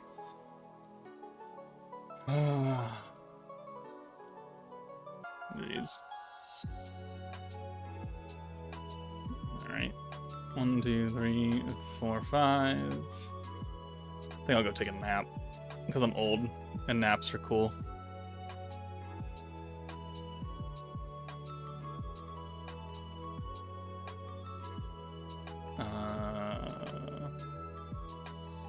Okay, we need to take over manually for the last run. To use 80 points in a turn.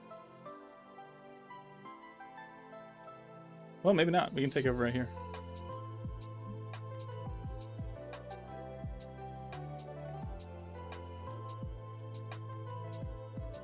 Alright, there's 80 points. Is the Rimuru and the Diablo there on the same banner? No. This team came out for New Year's this year. Diablo was the free unit, so you didn't need to summon for him. Rimuru was on a banner with Shion, the Protector.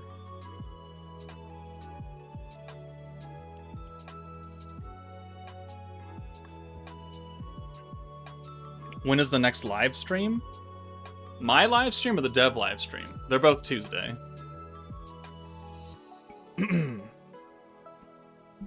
So, 3 a.m. Tuesday morning for me is the developer live stream, and then 6 p.m. that same day, but later, will be my live stream when the characters drop. Whoever gets announced on Tuesday. Whether it be a Christmas meta or some weird, wild, wacky thing, like, we don't know. It'll be Earth-focused, though. We know that much. It'll have an Earth nuker. Maybe not as the first banner unit, but it's going to have an Earth nuker. So, whatever it is, we'll find out on Tuesday morning. Or afternoon or midday, depending on your time zone. But for me, it's going to be dark and early, 3 a.m., Thankfully, I don't work at all next week, so there's no problem with me waking up early and then going back to bed. Alright, that's going to do it for the live stream today. Just want to get some FaceTime with you guys because there's no stream that's scheduled for this week because there's no banner. There's no developer live stream until next week. So just wanted to put myself out there. Talk to you guys a little bit. But 3 hours and 13 minutes in, I am tired. Last New Year meta was free?